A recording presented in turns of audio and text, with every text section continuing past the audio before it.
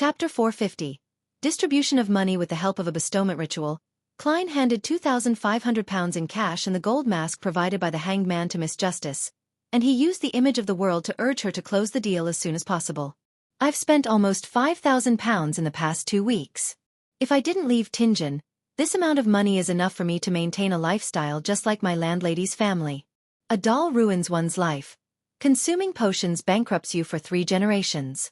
Klein looked at the vast fog and the ancient palace, which had returned to silence. He was a little upset, as though he had lost something important. He was quiet for a few seconds before returning to the real world. He picked up the remaining £830 on his desk, and he counted out 6 £5 notes. Then, Klein put the £30 of cash in his now deflated wallet and stuffed it solemnly into the inside pocket of his clothes.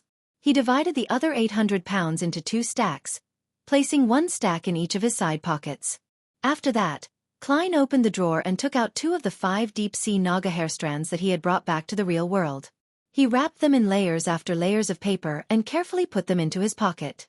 When he was done, he took his hat and cane, and he headed for the street corner under the glow of the street lamps at night.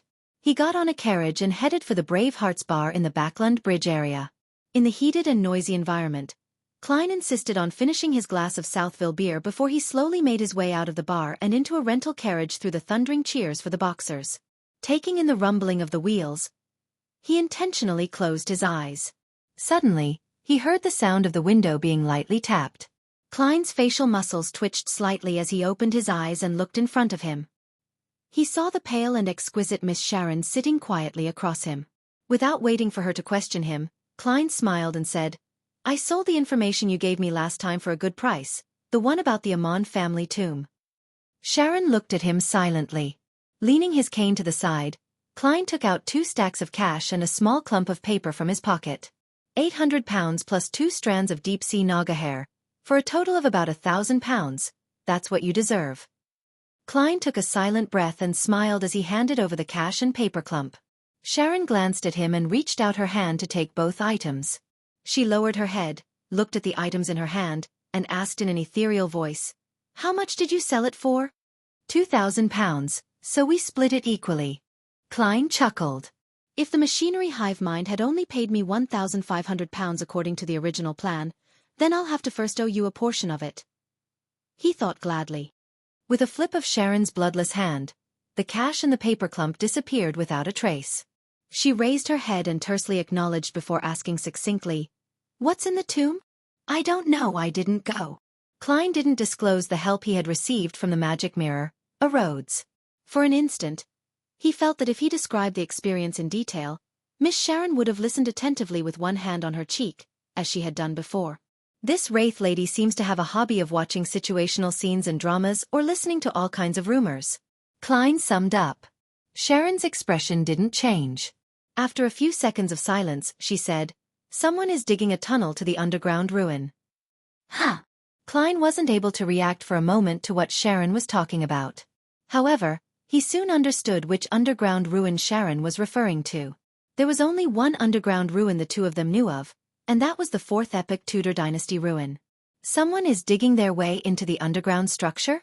Klein pondered for a few seconds. Then he suddenly came to a realization. Is it that baronet? He had already forgotten the name of the hidden Tudor dynasty descendant, other than knowing that he had an aristocratic title of a baronet and that he lived on Civilhouse Street where the Backland police station was located. Yes. Sharon gave him a positive answer. What is he looking for? Doesn't he know that there's an evil spirit inside? Doesn't he know that all the Beyonders from his family died in there?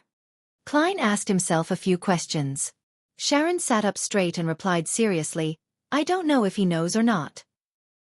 "How much longer will he take to dig through?" Klein asked in deliberation. "Another 2 to 3 months for the time being. He's doing it on his own." Sharon provided her own judgment. Phew. Klein let out a small sigh. There's no need to rush. When I'm ready, then we can go visit him together. At this point he explained with a smile, "As you know, I like to make sufficient preparations in advance. I won't get involved in anything until I advance to Faceless." He warned himself inwardly. All right. Sharon didn't ask him what he was going to do, but her figure faded quickly, and she disappeared from the carriage. Klein leaned back against the wall, feeling relaxed. The ingredients for the faceless potion has been reserved, and I'm just waiting for the delivery. My debts have all been paid off, so there's nothing to worry about. His mood was like a fizzy wine that had settled.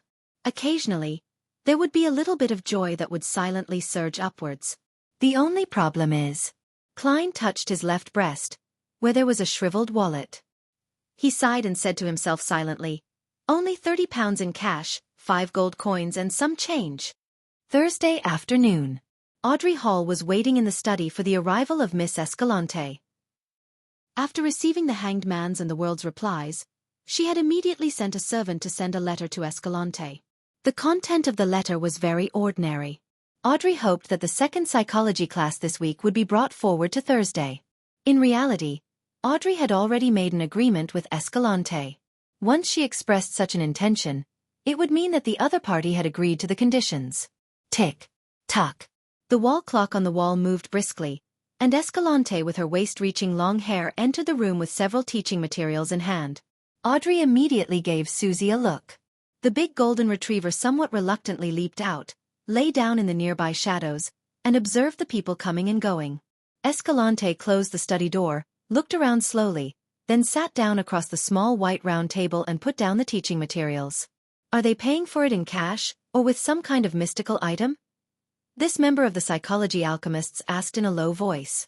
One directly gave £2,500, and one provided a mystical item. Audrey flippantly took out a white cardboard box from her medium-sized orange handbag. The outside of the box was covered with a wall of spirituality. After removing the wall of spirituality, she opened the lid of the box, revealing the simple golden mask. Then, she recounted the flaws and effects of the mask. To be honest, she was very curious when she received the mystical item. She had wished to test its effects since it was her first time coming into contact with a mystical item. However, she finally resisted her urges, as she didn't wish to turn cold. It's basically the same value. Escalante tried it and breathed a sigh of relief. After 2 seconds, she pulled out the thickest textbook and flipped to page 48. The middle part of the textbook had been hollowed out.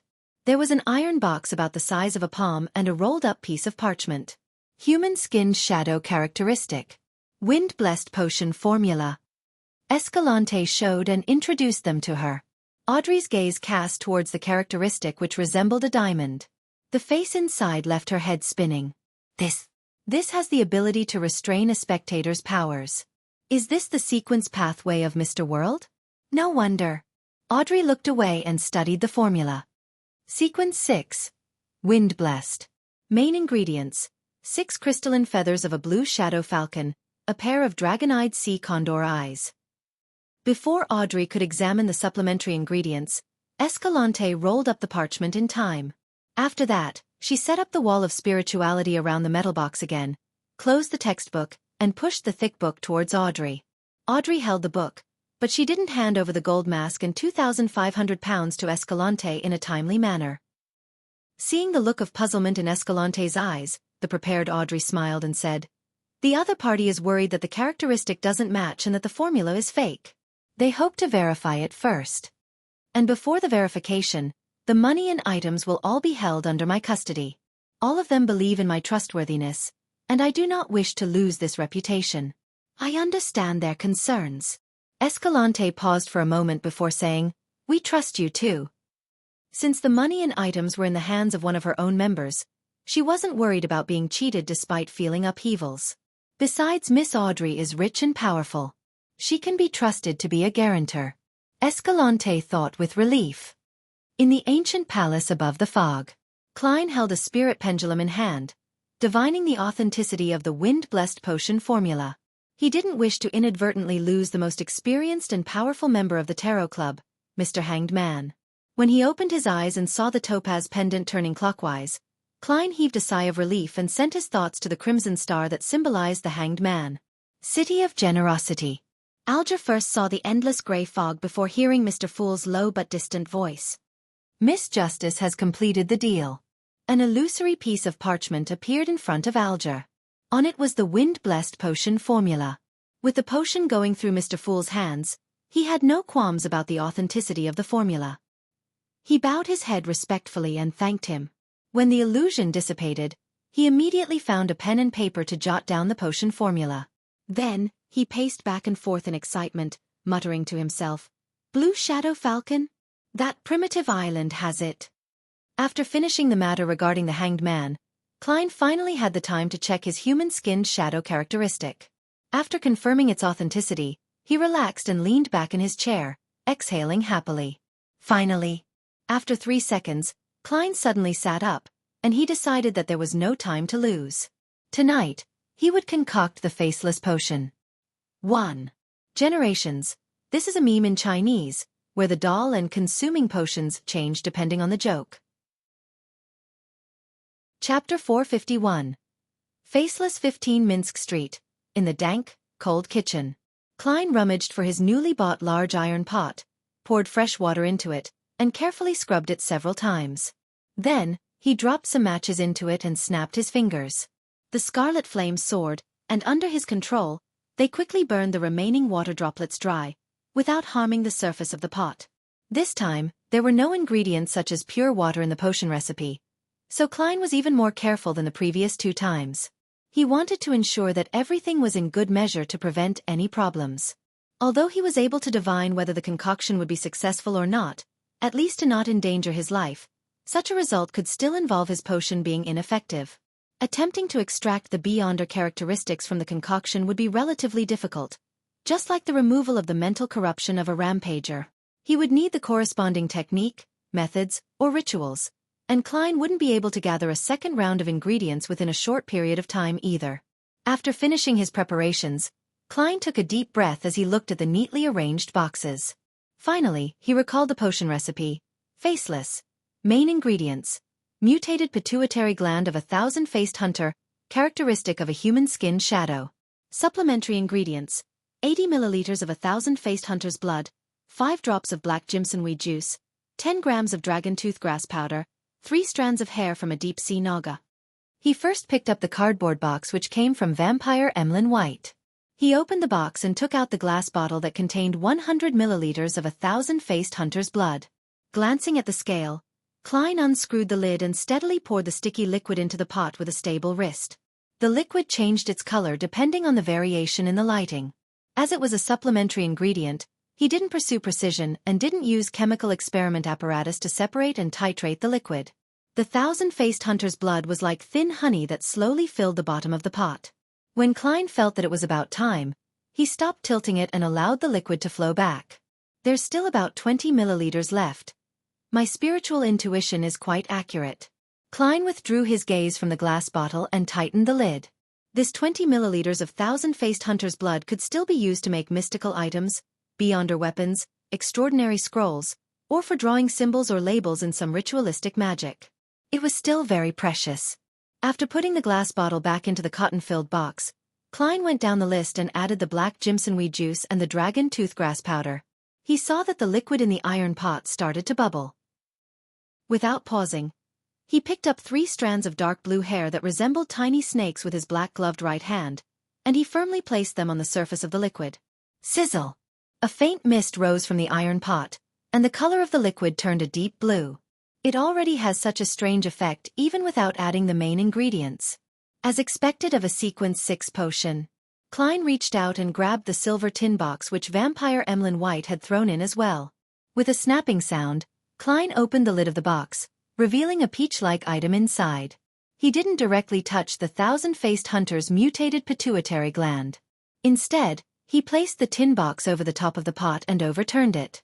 A yellow-brown object with the grooves and ridges of a brain fell in, crashing into the dark blue liquid. At this moment, no liquid droplets splashed up, and the pituitary gland that was constantly changing its shape silently melted. The colors of gray and yellowish-brown quickly merged with the dark blue, and the bubbling suddenly increased in size. At this point, Klein was a little nervous, but he controlled himself. He picked up the last box and overturned the huge diamond-like human-skinned shadow characteristic into the pot. All of a sudden, the mist converged, and even the glow of the gas lamps showed signs of being attracted and devoured as the room turned darker. When everything returned to normal, Klein finally saw what the final potion looked like. It was blackish-green all over, and from time to time, It would produce a bubble the size of an eye, and as if it had a life of its own, it would produce a burping sound every few seconds. When the bubble reached the surface, it would immediately burst, and during this process, it would reflect light in a myriad of colors. The colors combined to form a picture of different faces, and the facial features seemed to be a random combination.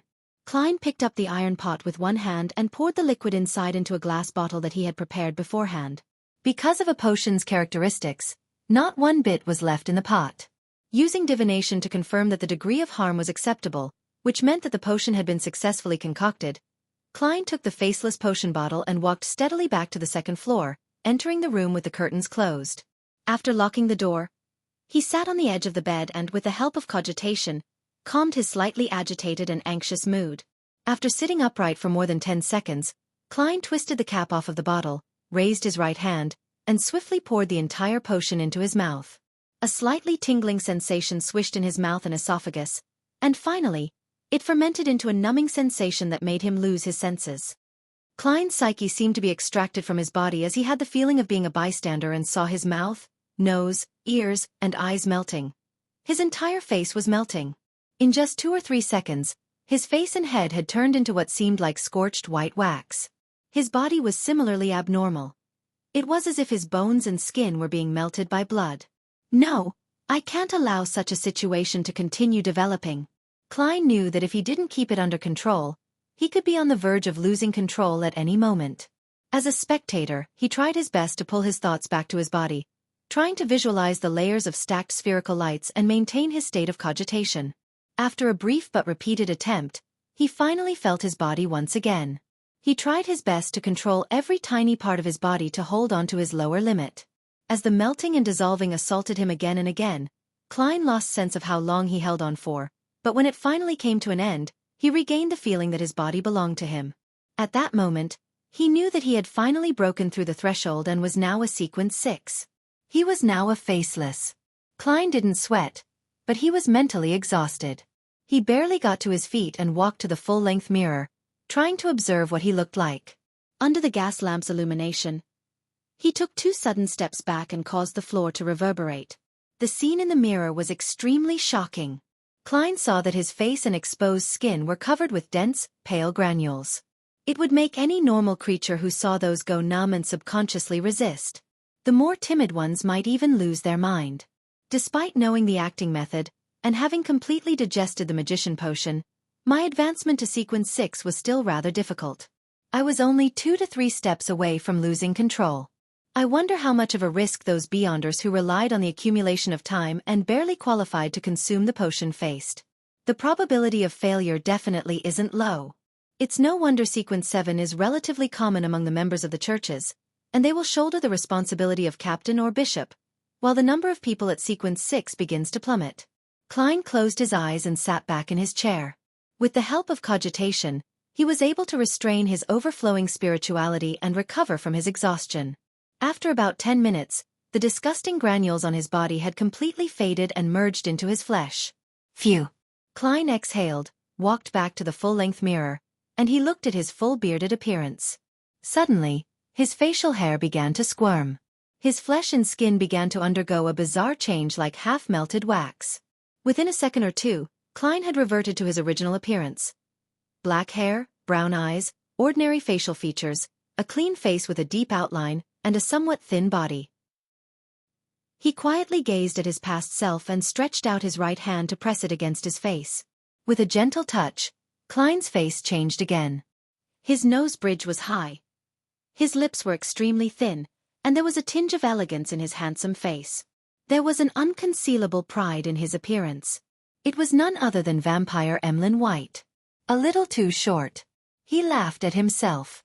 At this moment, the bones and ligaments in his body began to produce cracking and snapping sounds as his entire body suddenly soared up a little. He now looked identical to Emlyn White, externally. I've noticed that I can accurately recall the exterior appearance and temperament of every person I know, and I can grasp their unique scent. Klein's pores squirmed, and his body changed accordingly.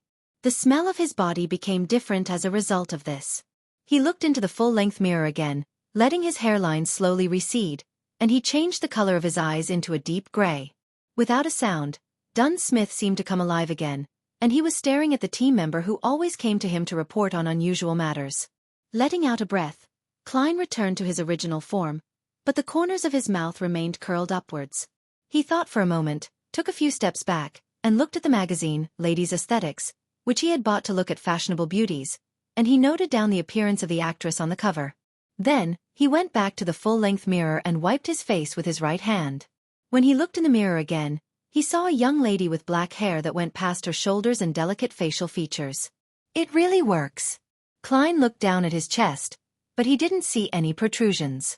Trying hard to control his body, he managed to create a pair of cups by moving his fat and some of his flesh. However, there was nothing he could do about his lower body. That is to say, it is just a superficial change in appearance, nothing fundamental. Also, I can only grow taller or shorter by 10 centimeters at the moment. Going beyond this range would be difficult. Also, there's a limit to the enlargement and shrinkage of the head. For example, I can't mimic Father Yutravsky's half-giant head at all. Also, I can only observe the appearance and temperament of the target in an instant, without knowing anything related to him.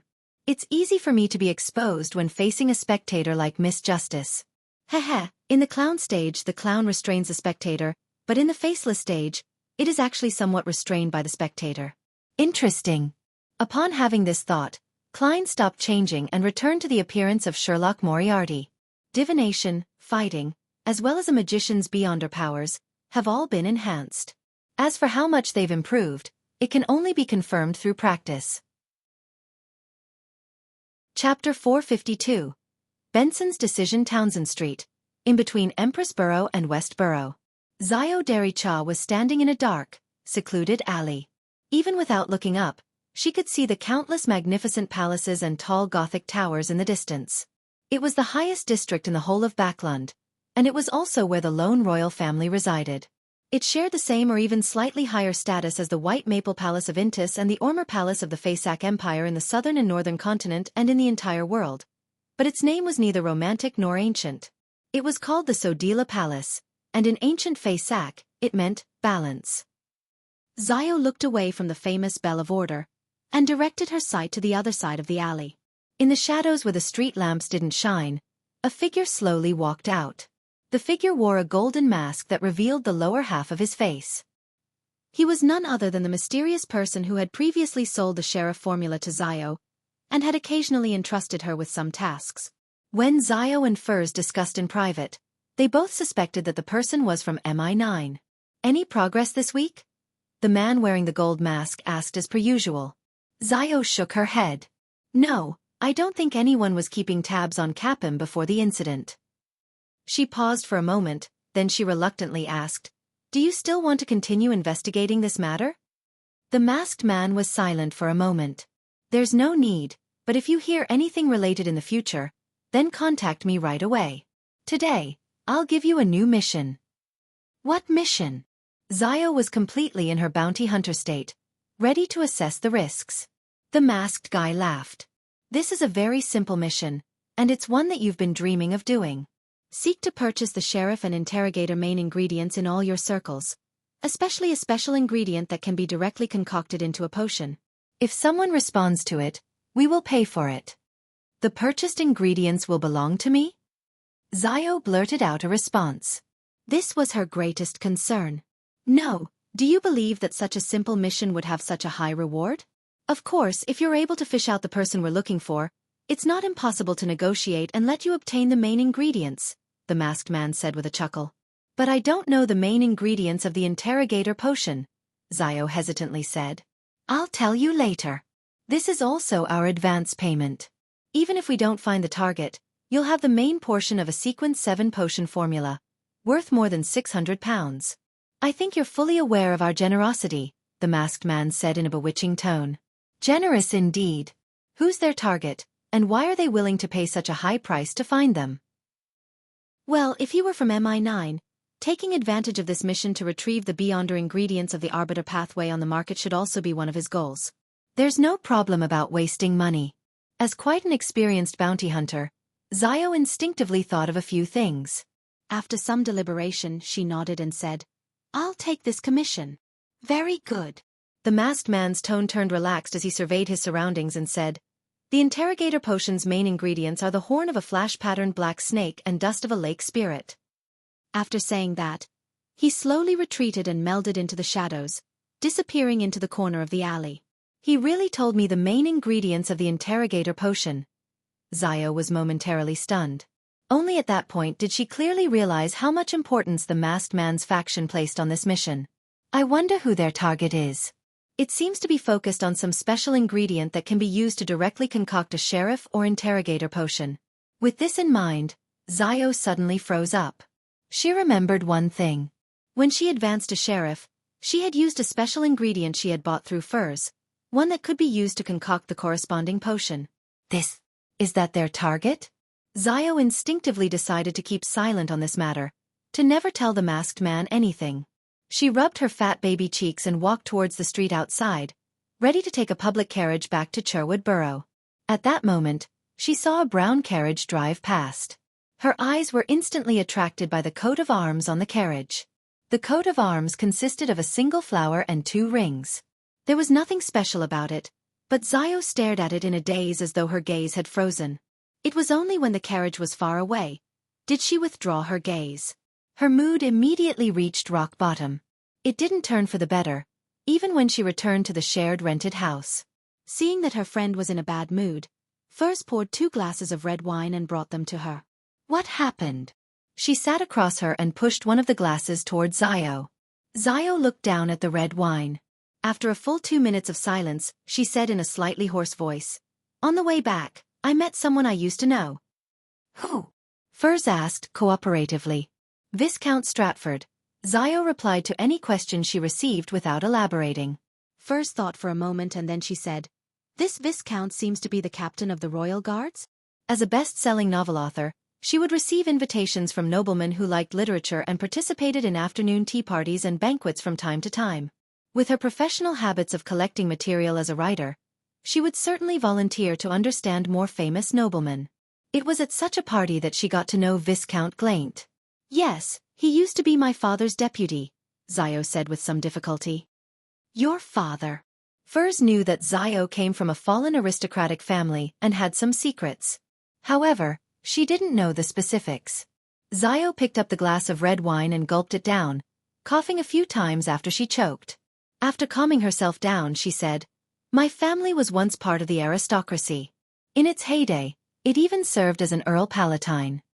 "Earl Palatine? What position is that?" Furs asked, half curious, half trying to soothe her friend's mood. "It's equivalent to being the spokesperson for the royal family, nobles that are the closest to the throne," Xiao said in recollection, her face jubilant. "From that moment forth, our family had the fief a true earl would have, but it wasn't as illustrious during the time of my father. However, we still held the trust of the former king, Might Wielder William VI. He was the leader of the Household Guards Division and the captain of the Royal Guards." Her tone gradually turned melancholic as she found it difficult to hide her pain. "But 7 years ago, he was accused of participating in a revolt, and he was eventually executed and deprived of his aristocratic title and fiefdom. Because of this, my family fell from grace, and many of my family members even died for no reason. In order to live, we changed our surnames and left East Tucker County. I don't believe that my father would engage in mutiny. He was so loyal to the royal family, even more so than his belief in the goddess. In order to. Anyway, I left my mother and my younger brother and came to Backland, looking for a chance to improve myself, hoping to restore my family's glory and my father's reputation." Xiao was vague about some of the things midway through her recount, but Furs didn't mind. She sighed and said, "It'll be very, very difficult." But she immediately smiled. "But I will support you. And behind me is the mysterious Tarot Club," she added in her mind. Nighttime in Tingen City, 2 Daffodil Street. Melissa, who was doing math problems, turned her head to the door and looked at Benson, who had just taken off his half-top hat. "Where did you go? Aren't the results announced tomorrow?"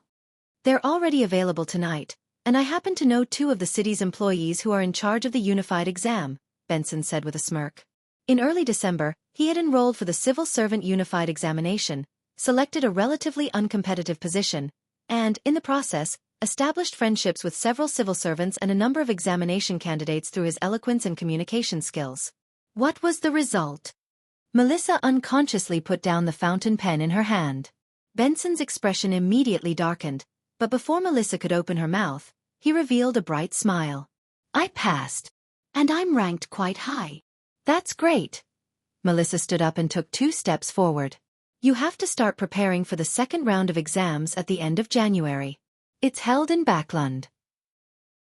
I need to prepare your luggage for you ahead of time. When are you planning on leaving?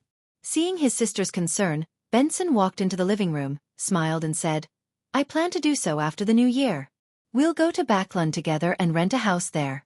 Regardless of the success of the exam, I'm prepared to stay in Backlund and try my luck. And you can take advantage of the New Year's holiday to transfer to the technical school in Backlund to prepare for the entrance exam at the Backlund University of Technology and Industry in June. Just a month ago, the Backlund University of Technology and Industry had been reorganized and officially upgraded to a university for industry and technology. Melissa's lips unconsciously pursed as she quietly listened. She looked around wistfully and replied softly, Okay. Friday afternoon at the Quelag Club.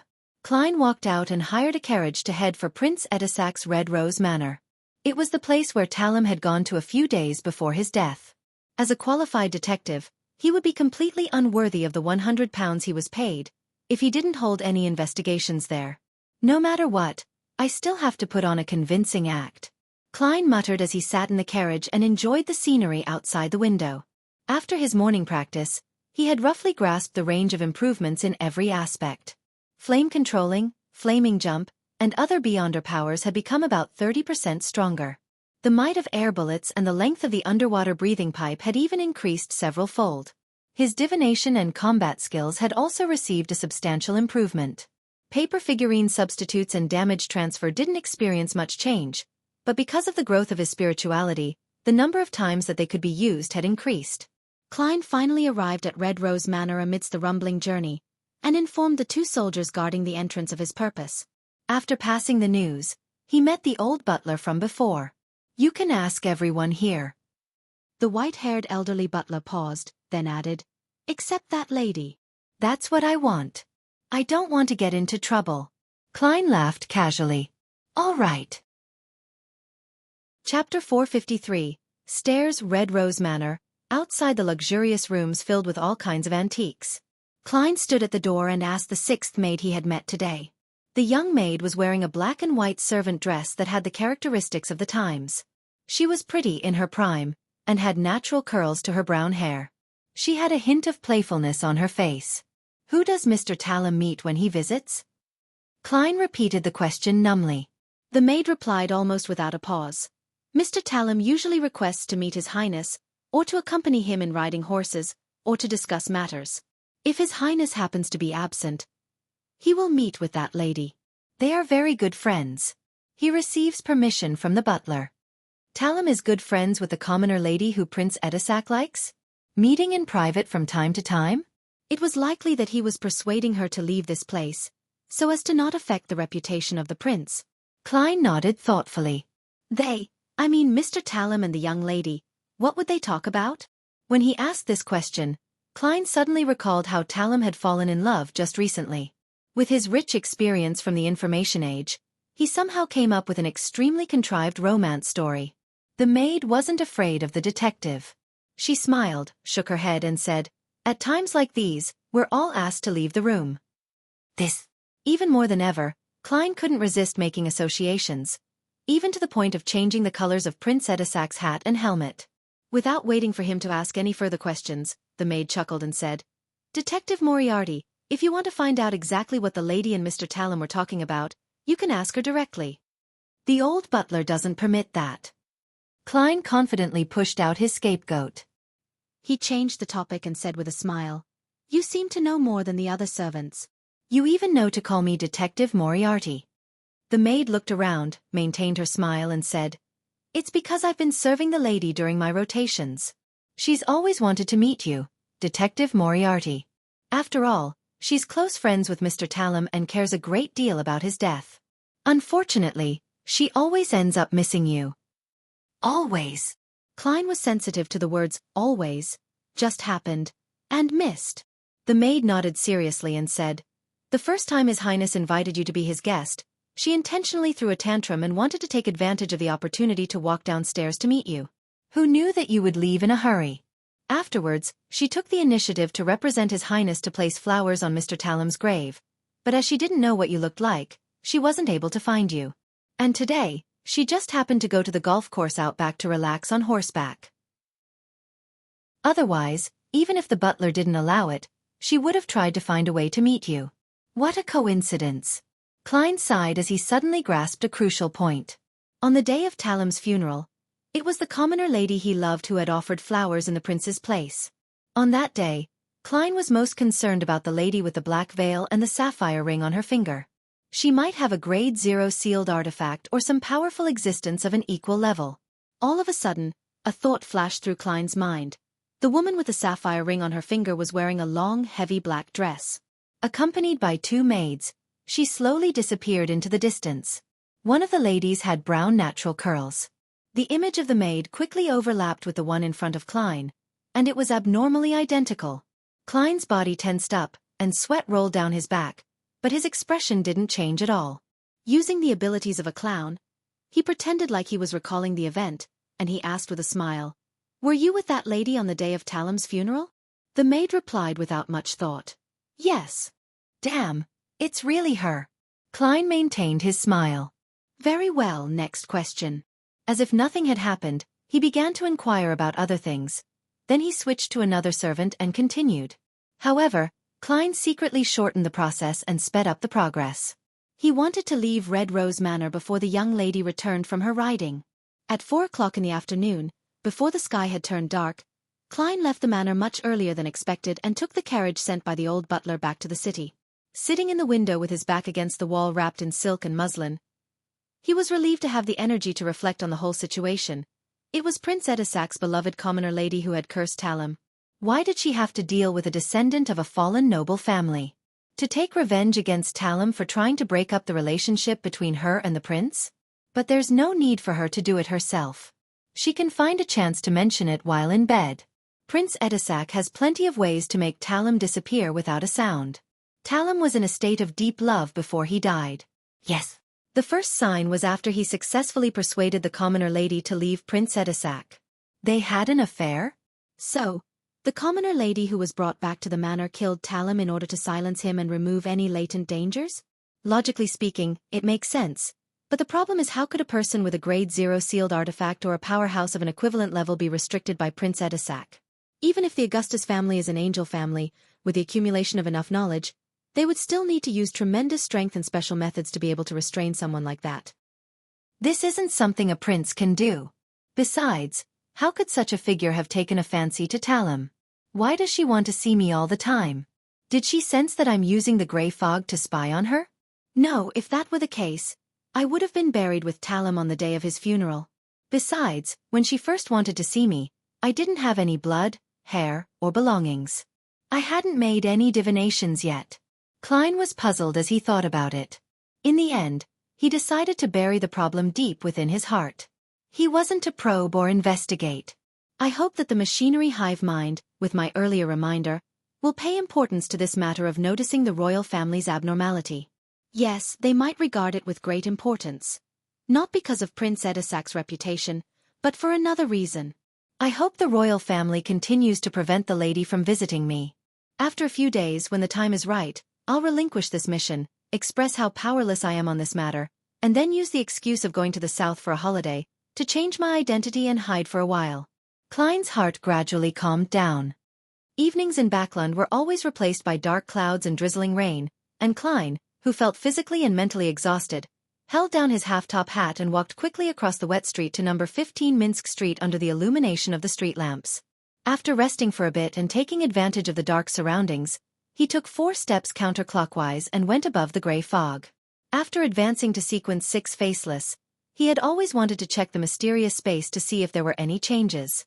However, as he was too tired last night and couldn't wake up in the middle of the night, he had to wait until he was done being busy outside. In addition, Klein had to eliminate any interference in order to divine a particular matter. That was, after this advancement, when his spirituality wasn't stable yet, he didn't hear the illusory ravings of Hornacis. Phlegria. Hornacis. Phlegria. hormesis, phlegria, any more. He wanted to know if this was a natural change after ascending to sequence 6, or if there was some other reason. Within the majestic palace, the mottled bronze tables and the 22 high-backed chairs with different symbols on their backs stood quietly, as if they had remained unchanged since time immemorial. The same was true for the gray fog below them, as well as the endless emptiness around them. But as soon as Klein entered, his spiritual intuition was keenly aware that the mysterious space was somewhat different from before. He was in no hurry to explore or make any attempts. Calming himself down, he sat at the end of the table, conjured a pen and paper, and wrote a divination statement. The reason why I haven't heard any ravings after my advancement. Holding the piece of paper and muttering the sentence, Klein leaned back in his chair and quickly entered the dreamland with the help of cogitation. In the dusky sky and land, images flashed, and in the end, they all came to a stop on a particular scene. It was Klein, whose face and body was still covered in pale granules. He was surrounded by an illusory thin layer of gray fog that was undetectable. The dream shattered. Klein opened his eyes and roughly understood the reason. The gray fog has interwoven with reality, helping me block out the ravings that come from who knows where. After advancing to sequence 6, my connection with the mysterious space above the gray fog has become even stronger, thus bringing about certain changes and allowing me to naturally borrow a portion of its powers? From the looks of it, that should be the case. Yes, I should try to explore the area and see if there are any changes. Klein slowly stood up and followed his spiritual perception, walking in a certain direction outside the ancient palace. Beneath his feet was the gray fog that spread out like the sea. He finally decided to stop after walking for an unknown period of time. However, when he gave up on exploring, a light suddenly flickered at the end of the path. In his joy, Klein quickened his pace and approached. 7 or 8 seconds later, he saw a flight of stairs that seemed to lead to heaven. The staircase was formed from pure light. It was wholly transparent and untainted, capable of shocking anyone's heart. There were only 4 levels as the staircase reached up into the void, and each level was rather high, as though it was meant for creatures even larger than giants. Klein looked up, followed its path, and saw a layer of grayish-white fog, condensed and suspended in midair, as though it was supporting something. It was a significant distance from the staircase of light. The 4-stepped staircase represents my consumption of the sequence 9, sequence 8, sequence 7, and sequence 6 potions? What exactly is above that layer of fog? Klein cautiously advanced until he reached the staircase of light and stepped onto it. There was nothing odd about the steps, and they were as solid as stone. Klein went up the stairs, climbed up to the 4th level, and then tried to look up at the area above the gray fog. Unfortunately, his vision couldn't penetrate anything. He thought for a moment, then he took 2 steps forward and jumped up with all his might. However, the moment he left the staircase of light, he lost his momentum and his spirit body's flight instinct. He plummeted straight down and landed on the bottom layer of the gray fog. Looks like I need to advance another 2 to 3 other sequences. If sequence 4 really does result in a qualitative change, then I should be able to see after becoming a demigod. Klein looked up and made a judgment. Chapter 454. Who am I? After looking around, Klein, who had found nothing else, returned to the stone pillar-propped ancient palace. He sat at the head of the long bronze table with his eyes half closed. He examined his spirituality growth with the number of members he could draw in. Including the empty positions that I could handle from before, I can still recruit 4 new members. However, there are no suitable targets at the moment. Klein shook his head and muttered before returning to the real world to busy himself for a good dinner. After slicing potatoes, boiling beef, adding onions, and stir-frying them for a while, as well as sprinkling seasonings like sugar and pepper, Klein poured the prepared hot water into the saucepan, covered it with a lid, and turned the fire down. I have to admit that a magician's flame controlling is a good helper in the kitchen. Ever since I got it, my culinary skills have clearly improved. If it wasn't for the loss of control, the monsters, the searches, and the evil gods, the world would be at peace and perfect if everyone was dedicated to using their abilities without causing public damage. Klein sighed and left the kitchen to enter the living room. As the light from the wall lamp spilled out, Klein, who had been planning on flipping through magazines and wait for the appropriate time to throw in the potatoes, carrots, and the proper amount of salt, he couldn't help thinking about how to act as a faceless. Just after waking up this morning, my spirituality had completely stabilized. I discovered that although there aren't any signs of digesting the faceless potion in me, I do have a certain level of harmony. This is a phenomenon that never happened after consuming the seer, clown, and magician potions. With this in mind, Klein looked up at the oriel window. As it was already dark outside, it had become like a mirror, faithfully reflecting Sherlock Moriarty with his black hair, brown eyes, beard, and gold-rimmed glasses. Klein nodded thoughtfully. Perhaps it's because I've always been acting as Klein Moretti. Yes. In a way, Sherlock Moriarty is just Klein's disguise, not someone else. Although I've received many memory fragments and gained some of the original's feelings that previously existed, in essence, I'm still a guest from an alternate world. I am Earth's keyboard warrior, Zhou Mingrue. I've been through so much in the last 5 months that sometimes I even think I'm Klein Moretti.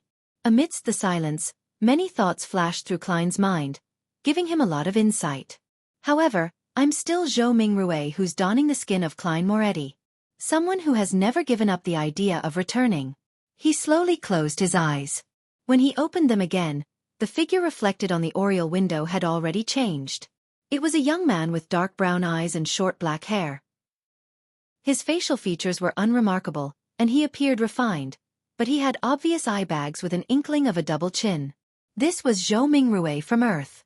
Long time no see. Klein sighed, raised his hands and rubbed his face. By the time he lowered his arms, he was back as Sherlock Moriarty. After this period of contemplation and adjustment, he inexplicably felt that the gap between his spirituality and the potion had reduced significantly, and there were signs of them slowly blending together. No wonder Nimblewright Master Rosego's teacher. Yes, perhaps his teacher would say that you can disguise yourself as anyone, but you are ultimately yourself. This is likely a core rule of a faceless acting method. Once one forgets this point, it would be easy to forget yourself amidst the constant changes, eventually turning into a monster. Klein felt enlightened when he recalled what he had previously obtained via spirit channeling. He crossed his right leg and leaned back, quickly coming up with a plan for the future. Search for and conclude the actual acting rules for a faceless. In the Beyonder circles of Backlund, through the Tarot Club, gather information about mermaids, in preparation to complete the ritual at sea. Directly or indirectly get the Solar High Priest potion formula to help Little Sun advance to Sequence 7, so that he has the clearance to obtain the method for removing a rampager's mental corruption on a Beyonder characteristic. But I can't fully place my hopes on Little Sunday. I should still attempt to look. Klein, whose mood was slowly turning staid, snapped his fingers, reducing the stove's fire in the kitchen as the fragrance of beef emanated. At that moment, he heard the doorbell ring. The visitor was none other than Lawyer Jürgen. Even though it was drizzling and the ground was wet, Jürgen was still dressed meticulously. He even wore a vertical collar. What's the matter? Klein, who was very familiar with Jürgen, didn't make any small talk and directly asked. Jürgen put away his black umbrella, patted a few drops of water off of his double-breasted frock coat and said, "Sherlock, I'm leaving Backlund on Monday next week to go south on a holiday with my grandmother. The warm environment and the clean air suits her very well." "That's excellent news." Klein took the initiative to deduce, smiling as he asked, "You want me to temporarily adopt Brody?" Jürgen shook his head gravely. "My grandma can't bear to part with Brody and insisted on taking him with her. I've already asked, as long as we put him in a cage and buy a full-price ticket, he can board the steam locomotive, but we have to keep the cage clean at all times to not pollute the air above. Honestly, the smell in the third-class carriage is enough to overwhelm the stench of cat poop." Klein chuckled. "Brody shouldn't be too happy to leave, right? But he's even more reluctant to part with my grandmother," Jürgen replied. He pressed his hat and changed the subject. "I'm here to inform you that if you need to be released on bail or settle any legal disputes during this period of time, you can go to my colleague. Here is his business card. I've already informed him that he wouldn't be leaving Backlund this year." What a professional, to think that he even considered this problem. However, I don't need to do that for now. I'm now an informant for the machinery hive mind, and I won't be remanded at the police station under normal circumstances. Klein thanked him with a smile, took the name card, and slipped it into his pocket. Jürgen didn't have any intention of chatting or entering the room.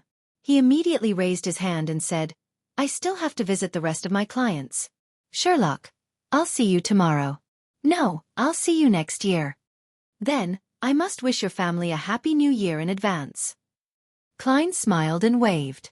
After watching Jürgen leave with his umbrella, Klein closed the door and sat back down in the living room. At this moment, apart from the flame which was licking the bottom of the pot in the kitchen, there were no other sounds coming from the house. It was so quiet that Klein could hear the carriages outside moving in the distance. He looked around slowly and saw the coffee table, contracts, cupboards, pens, porcelain cups, dining table, chairs, and walls. Retracting his gaze, Klein leaned back against the sofa and looked out the window at the dark night and the street lamps emitting a misty glow in the dark. In the deep cold silence he sighed. The new year! The lightning gradually calmed down, and the darkness became the ruler of the earth. The exploratory team from the City of Silver finally reached their destination after a short but, at the same time, not short trek and numerous battles. On both sides of the street, most of the houses had collapsed. Only a few could barely hold on, but their surfaces were mottled with the dust of time. With the help of an animal hide lantern whose light didn't reach far, Derek Berg saw the completely collapsed walls and streets that were in such ruin that even weeds didn't grow. On both sides of the streets were half-collapsed houses, with a tiny minority barely standing. However, their surfaces were mottled and filled with signs of aging. The white and blue colors that formed the foundation of the coatings, the pointed structures which were different from the City of Silver, had already turned gray, making it hard for anyone to imagine their original appearance. However, Derek could figure out the city's past through such observations. It had definitely experienced a long history with a considerable number of inhabitants, developing its own civilization in the Dark Ages. The humans here took potions, built and repaired buildings, and defended the city wall. About 6 teams or more had explored the outside and hunted monsters in search of the necessary resources to survive.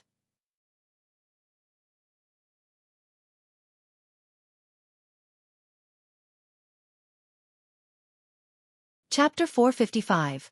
Help Seeker within the half-collapsed temple. Only a few stone pillars remained intact as they collectively supported half of the main hall. At the very front of the main hall, there was an altar covered in cracks. In the middle of the altar, there was a huge, pitch-black cross. Hanging from the cross was a naked man who was hanging upside down. Around his ankles, thighs, and torso there were obvious rusty metal spikes protruding outward that were accompanied by bright red bloodstains.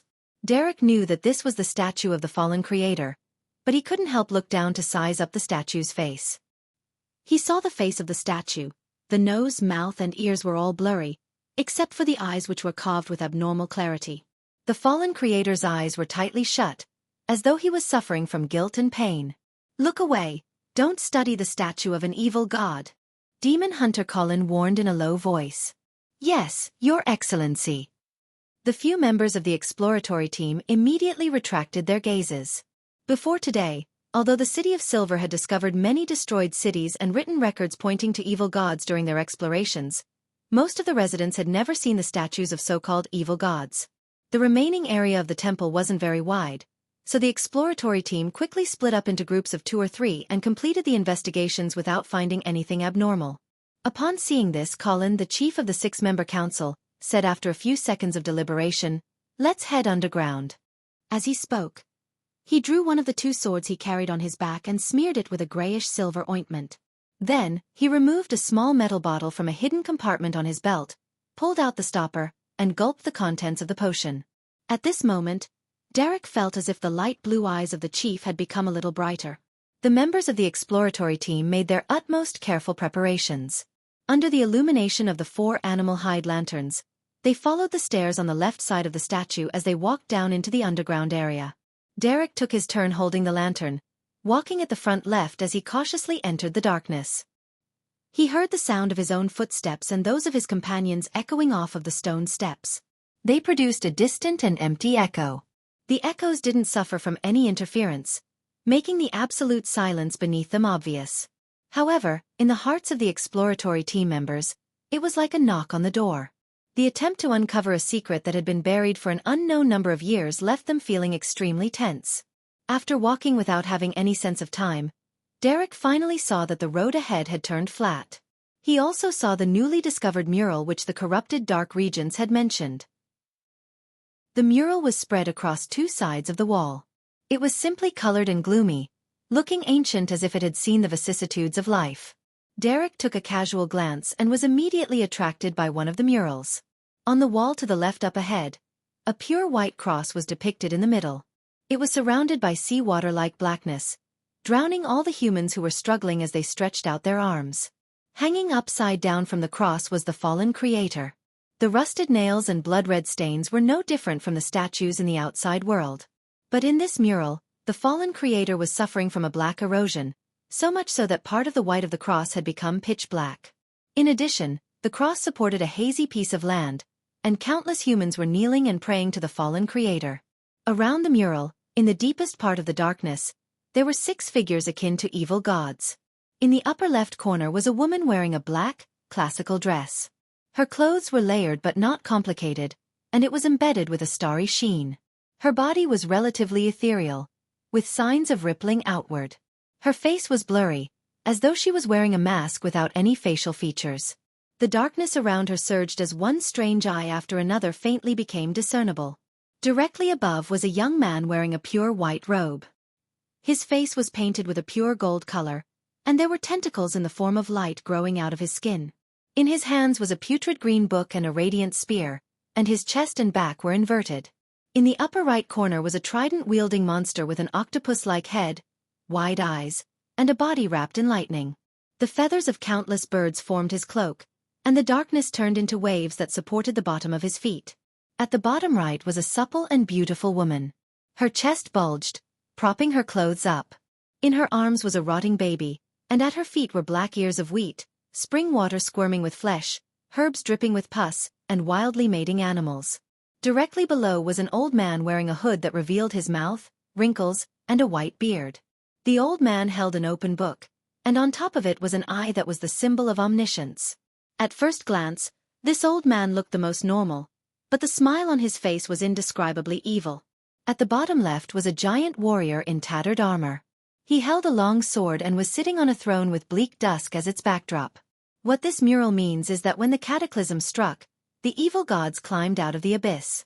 In order to save the people of the world, the fallen creator had suffered the vast majority of the sins and pain, and as a result, showed signs of being corrupted and having his image change. But I think he is the worst evil god. Carrying an animal hide lantern in his hand, Derek looked at the mural on the wall as he walked. He realized that the description was identical to Dark Regence's description, with the core theme being that the place where they were had not been abandoned by the gods.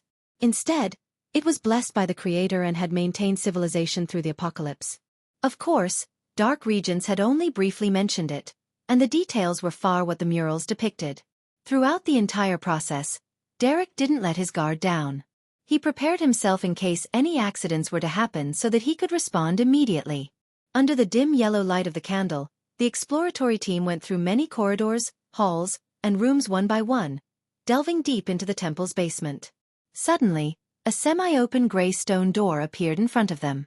Outside the door, a cluster of beautiful mushroom-shaped objects grew. They were palm-sized, with white stems and bright red heads, sparkling with dark golden specks. Upon seeing these mushrooms, the members of the exploratory team had their appetites whet. All they wanted to do was to rush over, pull out a stalk, and stuff it into their mouths. Gulp. Quite a few people swallowed their saliva. However, most of the people who were able to enter the exploratory team had rich experience and were of a relatively high sequence. Having received a warning beforehand, someone immediately stood up and said in a low voice, "Those are rotten flesh and hairy scalps." Derek knew this teammate and that his name was Joshua. He had successfully traded for a mystical item from a particular exploratory expedition. Joshua stretched out his left, scarlet-gloved hand at the door. With a flash of light, a burning fireball quickly took shape and shot out, landing directly on those extremely tempting mushrooms. Boom! The ground trembled slightly, and an inferno spread out to cover the space of 2 meters. By the time the fire subsided, all of the mushrooms had already disappeared, leaving only bits and pieces of flesh and blood. It left all of the Beyonders, who nearly failed to resist the temptation, disgusted. Demon Hunter Colin didn't interfere with the actions of the team. He quietly watched from the side, nodding from time to time. Why would there be mushrooms made from flesh and hair? Where did the flesh and hair come from? Joshua withdrew his left palm and muttered to himself in confusion. Another member of the team made a bold guess. The original inhabitants of this city? It's possible. Perhaps their deaths were a result of turning into pure flesh and hair. Derek agreed inwardly. After a brief discussion, The exploratory team split into several groups and cleaned up the hall outside the gray stone door. After doing all this, they regrouped and slowly passed through the door, ready to engage in combat at any moment. Behind the door was a place that looked like an altar. The surrounding light could hardly dispel the darkness of the region, which seemed to hide something unknown. Above the altar, a similar pitch-black cross and an upside-down fallen creator was erected there. Carrying an animal hide lantern, Derek stood the closest as he instinctively swept a glance. His gaze suddenly froze because he discovered that the fallen creator statue here was different from the one outside. Its eyes were open. He had blood-red eyes and black pupils, staring straight at any intruders like it possessed life. Tat, tat, tat. Derek heard the chattering of teeth. He originally imagined that it came from a team member, but he soon realized that he was the one trembling. Although he didn't understand much about the evil god's dangers, his teeth were instinctively chattering at that instant. Tat, tat, tat. His teammates reacted similarly. At that moment, a speck of powder floated into the air. Demon Hunter Colin clenched his fist. Boom! As the sound of thunder reverberated through the air, Derek and the others suddenly snapped to their senses, escaping their nightmare state from earlier. Before they could investigate the area, the sound of weeping could be heard from behind the altar. Sob, sob, sob. Sob, sob, sob. In the chilling silence, Demon Hunter Colin calmly ordered, "Derek, Joshua, go around and take a look." As a chill went through his body, Derek held the animal hide lantern and the axe of hurricane in his hand. Together with Joshua, he slowly walked around to the back of the altar. As the darkness was gradually dispersed by the light, they saw a black figure curled up behind the altar. After taking 2 steps forward, the shadow revealed its original form. It was a 7 or 8-year-old child, with soft yellow hair. He closed his eyes as though he wasn't used to the light as he shouted in excitement, "Save me, save me!" Derek's pupils shrank, and when he thought of the cry for help he had heard in the pure darkness earlier, he subconsciously lifted his axe of hurricane. At this moment, Demon Hunter Colin took a step forward and solemnly asked, "Who are you?" The child stopped pleading for help and said reminiscently, My name is Jack." After dinner, Klein put on his coat and hat in preparation to head out. He was going to find Miss Sharon, resolve the problem of the baronet digging up a tunnel, and ask for clues about mermaids. He wanted to complete these matters before Detective Sherlock Moriarty headed south for a vacation. Chapter 456. Playing ghosts outside the Bravehearts bar. A rental carriage briskly drove by. Inside the carriage, Klein, who was wearing a half-top hat, was sitting opposite Sharon, who was still wearing her black Gothic regal dress. Looking at the expressionless and pale face of his former bodyguard, Klein was at a loss on how to exchange pleasantries. He could only go straight to the point. "I'm done with my preparations."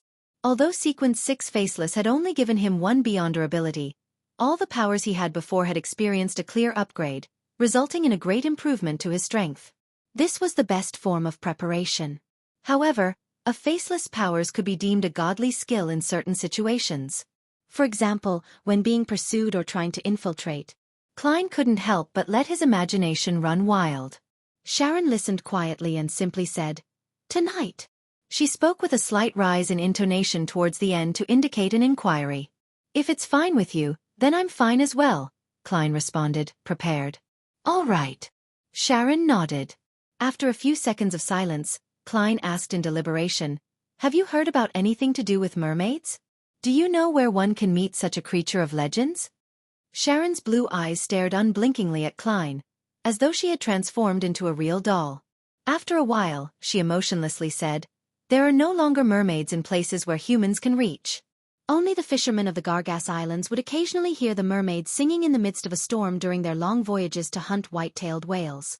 Located in the depths of the Sonia Sea, the Gargas Islands was the farthest human colony in the sea, characterized by local products such as whale oil and whale meat.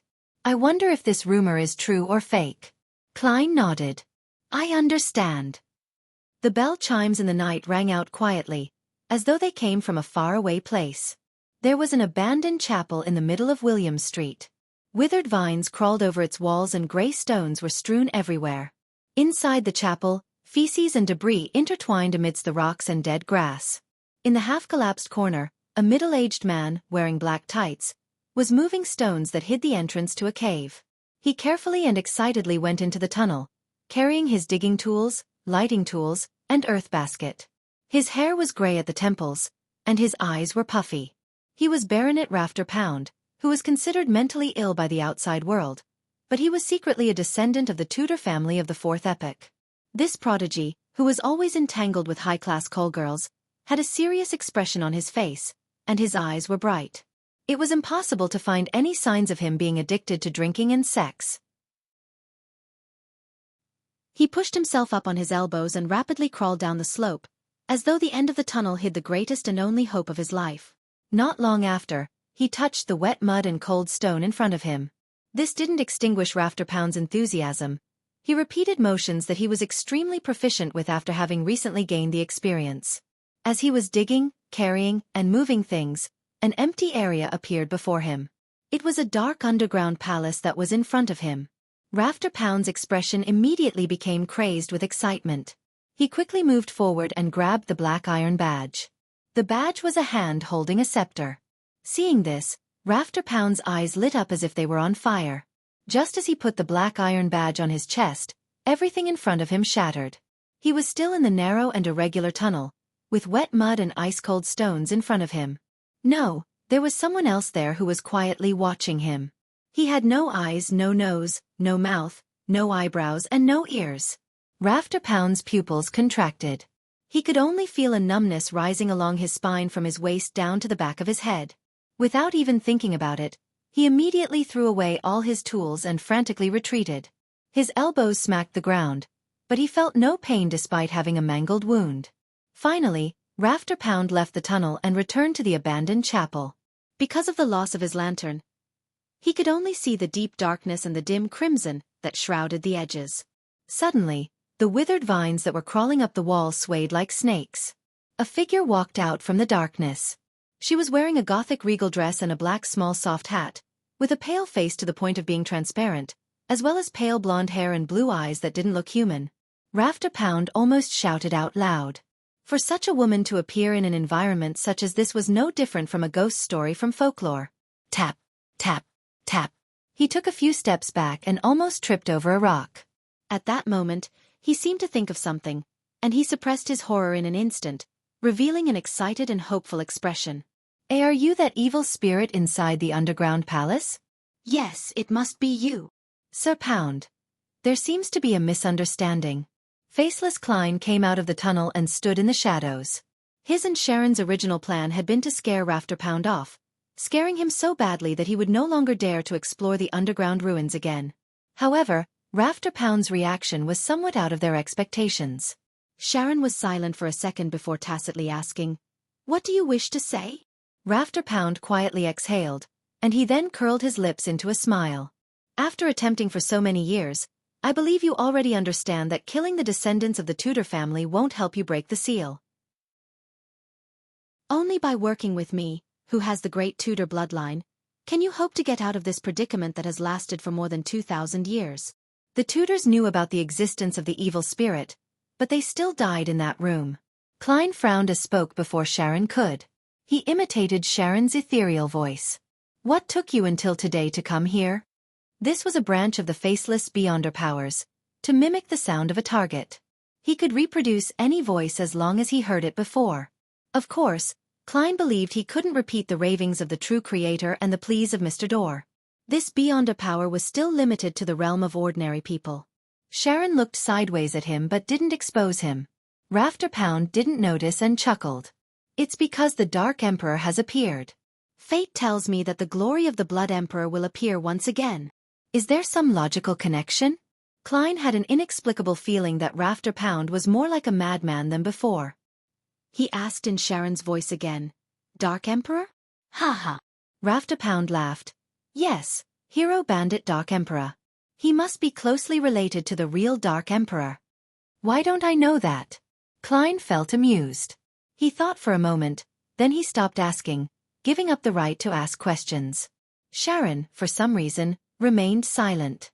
Upon seeing this, Rafter Pound was overjoyed as he quickly asked, "So what's your answer?" "I refuse," Sharon replied emotionlessly. Rafter suppressed his anxiety and tried to persuade her again. At this moment, his eyes suddenly glazed over as he abruptly took a few steps to the side, arriving at a relatively intact stone wall. This. Klein and Sharon noticed an abnormality at the same time. They responded in their own ways, one pulling out a revolver and pointing it at Rafter Pound, the other filling the ruined chapel with a crimson lunar brilliance. Rafter Pound didn't even look at them. He faced the stone wall and slammed his head into it. Thump, thump, thump. He slammed his head 3 times in a row and fainted with blood dripping from his forehead. Then he got up again. His eyes were bloodshot for some unknown reason. Rafter Pound raised his right hand and wiped the blood from his forehead, covering his palm with blood. He stuck out the tip of his tongue, licked the scarlet liquid, and said in an intoxicated manner, "A member of the Tudor bloodline sure is delicious. It's really intoxicating. It will allow my loathing to exceed its limits to the greatest extent, and it will help me temporarily expand the boundary of the seal." Klein's muzzle was aimed at him as he asked in a stunned tone, "The evil spirit in the ruins?" Blood trickled across Rafter Pound's face, and he laughed horribly. "You guessed right. Before, I judged that you were weak and wanted to corrupt your mind and enter your dreams to tempt you into rescuing me. Who knows, heh, you're also a person with a secret." "Don't be so direct." Klein subconsciously glanced at Sharon, but he found nothing out of the ordinary about her. "What do you want to do?" Klein asked directly. The evil spirit sighed. "I'm an innocent person who was harmed because of a Lista Tudor's ambition. Due to the constraints of my corpse, I've been trapped in that underground ruin for nearly 2,000 years. I hope that you can help me out of this predicament and allow me to become a free spirit. I swear, I won't involve innocent people." After saying that, he looked at Sharon with his bloodshot eyes.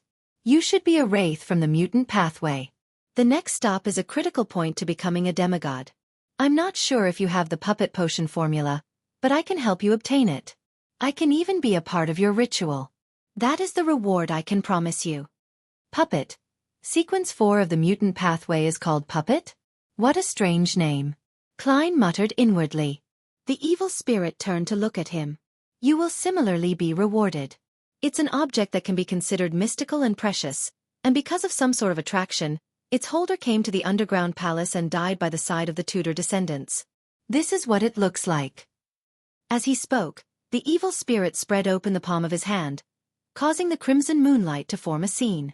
Inside the picture, there was a normal-looking tarot card. The image on it was completely different from the others. Sitting inside a chariot wasn't a king, but rather a male priest wearing a dark red robe. The priest looked like Roselle Gustave. This. A card of blasphemy. Klein's eyes instantly shifted. He saw that the starlight in the upper left corner had condensed into a line of text. Sequence 0, Red Priest. Chapter 457. Information provided by the evil spirit Sequence 0, Red Priest. Which pathway's Sequence 0 is this?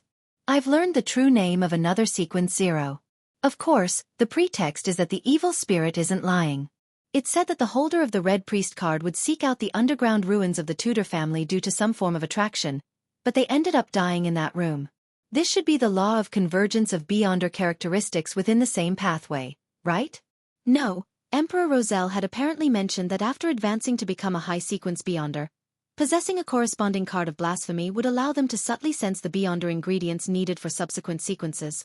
In other words, the room where the evil spirit is sealed has a demigod-ranked characteristic of the Red Priest, path of the divine hidden within. Perhaps, the evil spirit was a demigod of this pathway when it was still alive, and it might even be a little stronger.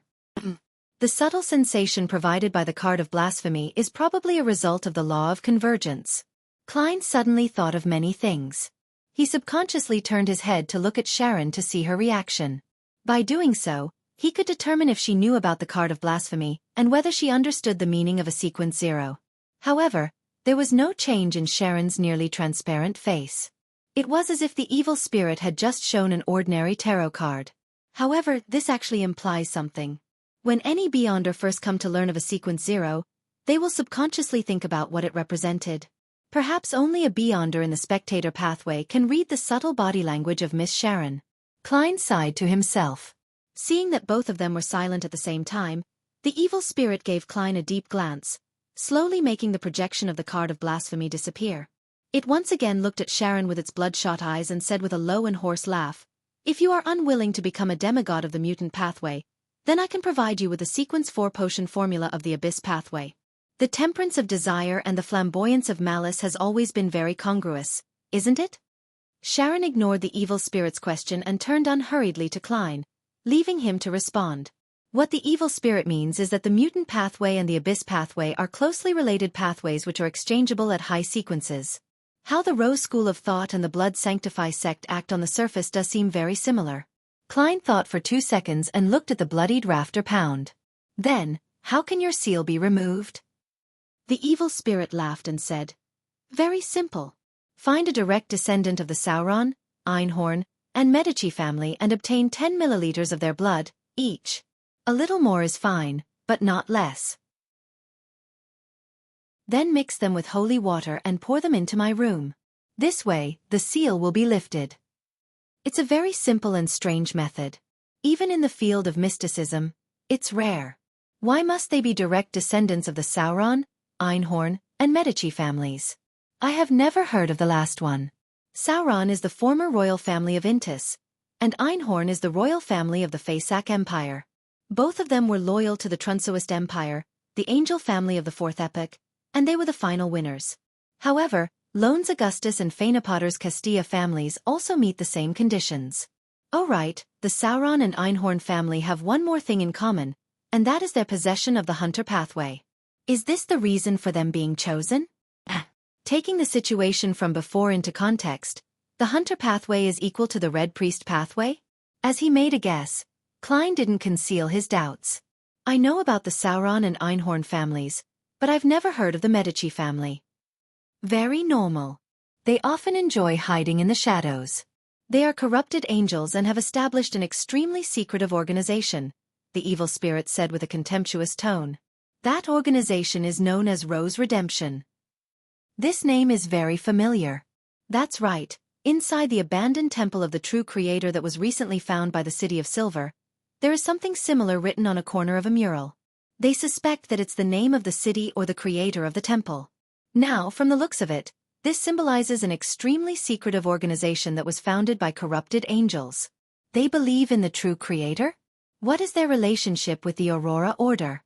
Klein pondered for a moment and said, "It's related to the true creator?"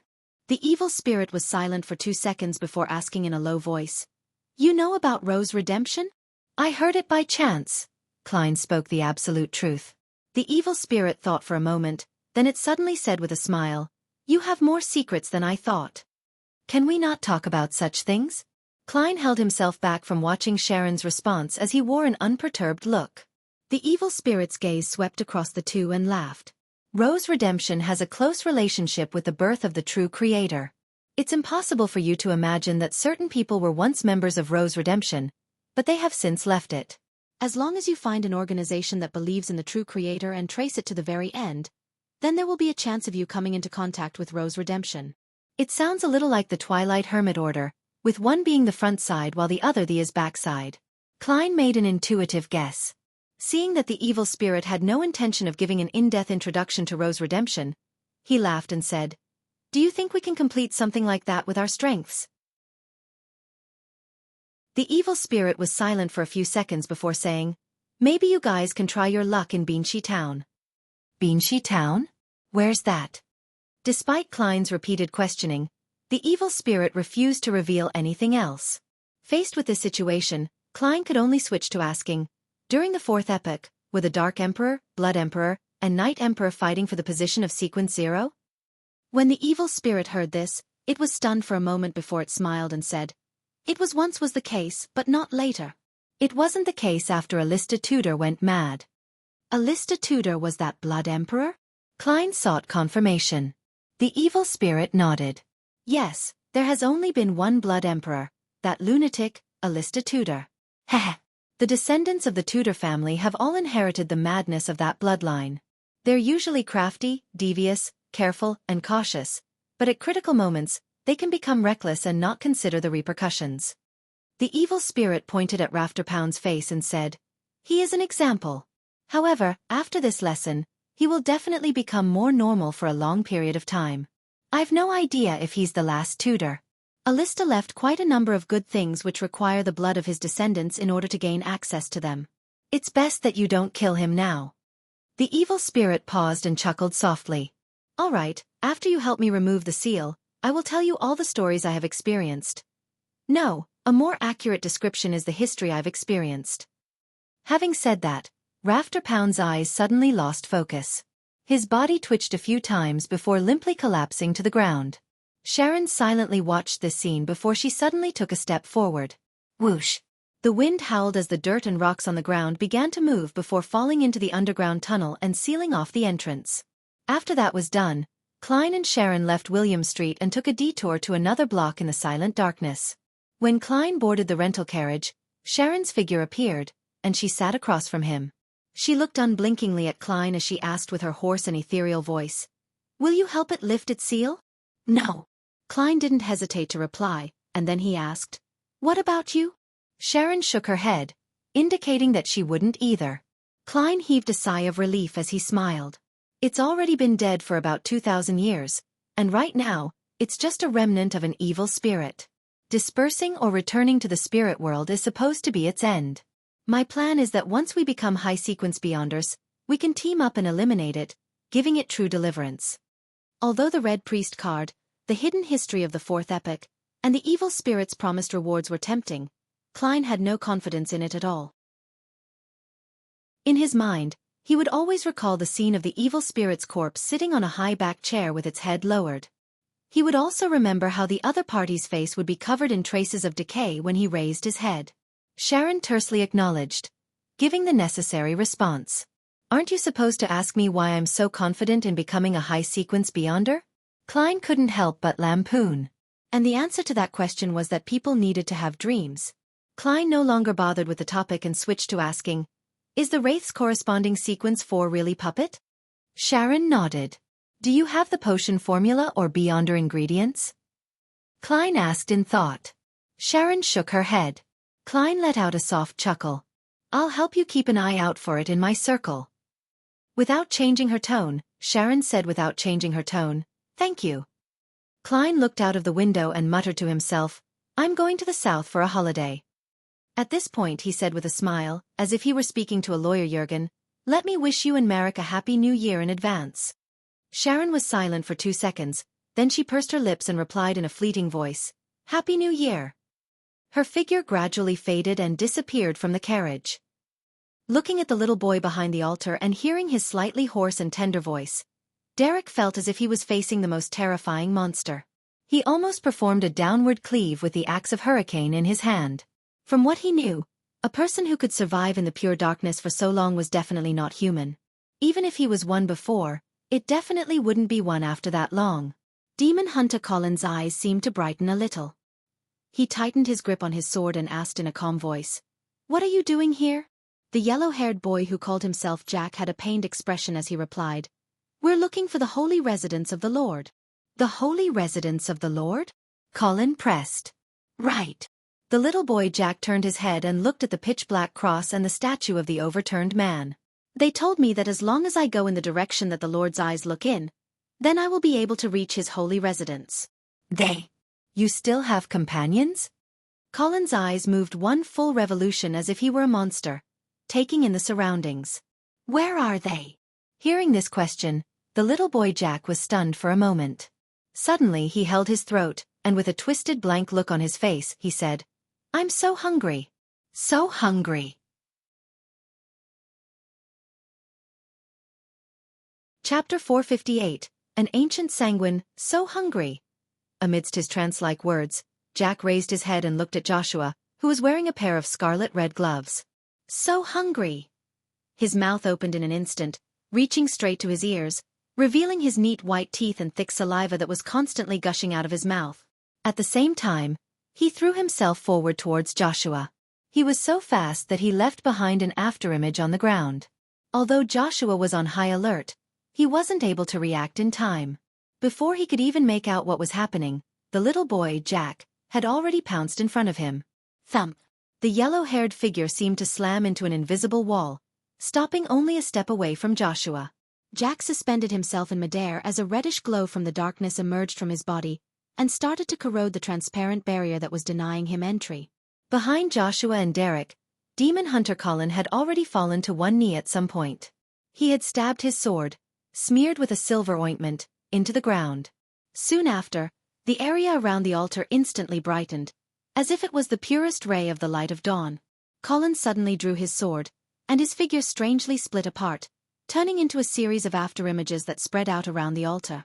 Every single figure raised the sword in their hands at the same time and, combined with the light of dawn in the vicinity, released a bright glow. So. One sword after another was thrust forward as the light of dawn converged towards Jack from all directions, encircling him in the middle.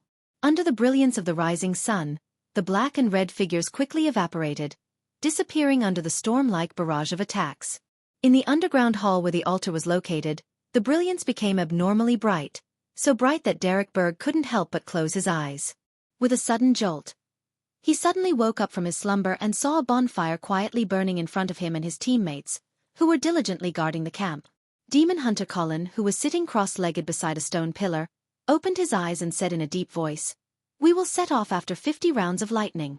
Upon hearing this, Derek looked up at the sky and found that the frequency of lightning hadn't significantly increased. Darkness remained the ruler of this land. When he thought of the city he was about to arrive at and the temple of the fallen creator, he couldn't help but feel slightly nervous. After spending some time calming himself down, Derek quickly ate his food and recovered his combat-ready state. I wonder what will happen in that temple. Holding the axe of Hurricane, he came to the middle of the group. Within the campsite, lanterns that were covered with a thin layer of animal hide were being lit one after another. 15 Minsk Street.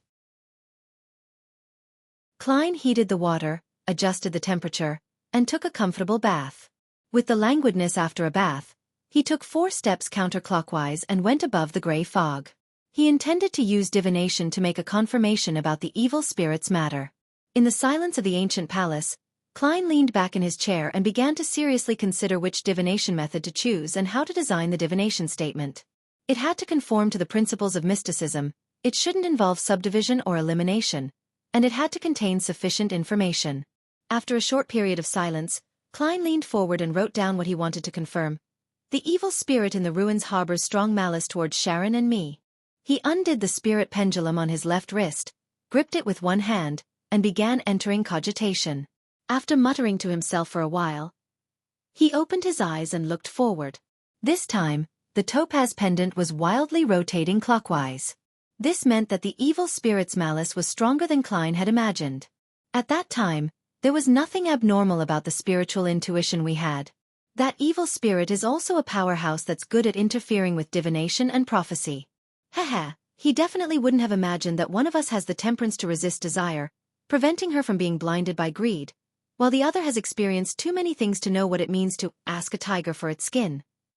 With a sigh, Klein returned to the real world and laid down on his bed. Unfortunately, the heat brought by the sunbroach is only a psychological feeling and can't warm the bed.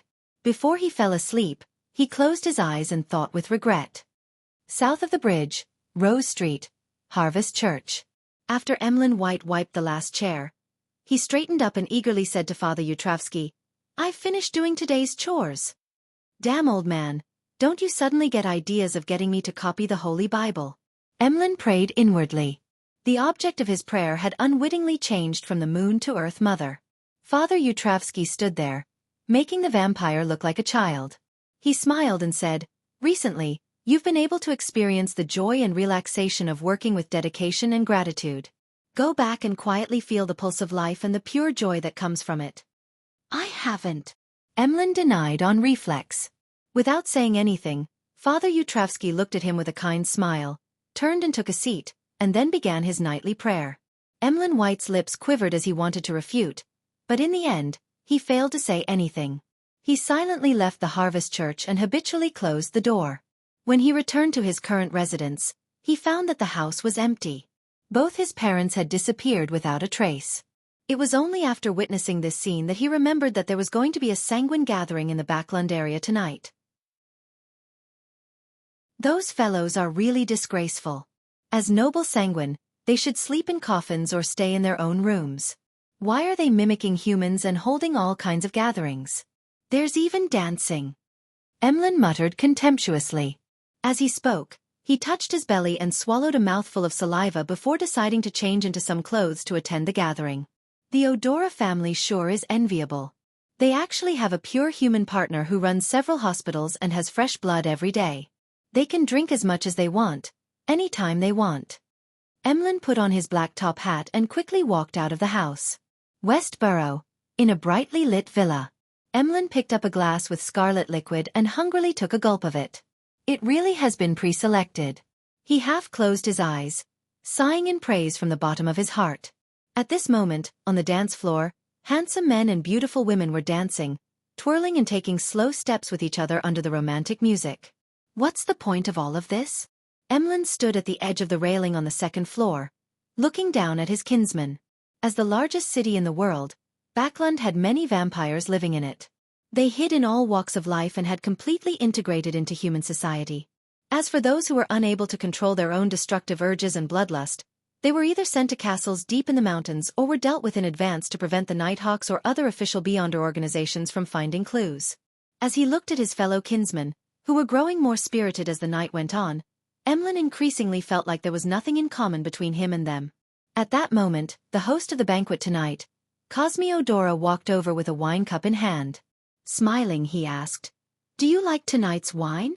"Of course, its owner is young enough and possesses great vitality." Emlyn straightened his back and assumed a noble posture. Based on appearances, Cosme Odora was a very gracious middle-aged gentleman, but Emlyn knew that he was over 200 years old. He had once seen Intis under the rule of Emperor Roselle, and then he moved to Lone because he had lived for too long and feared that his neighbors would discover something was wrong about him.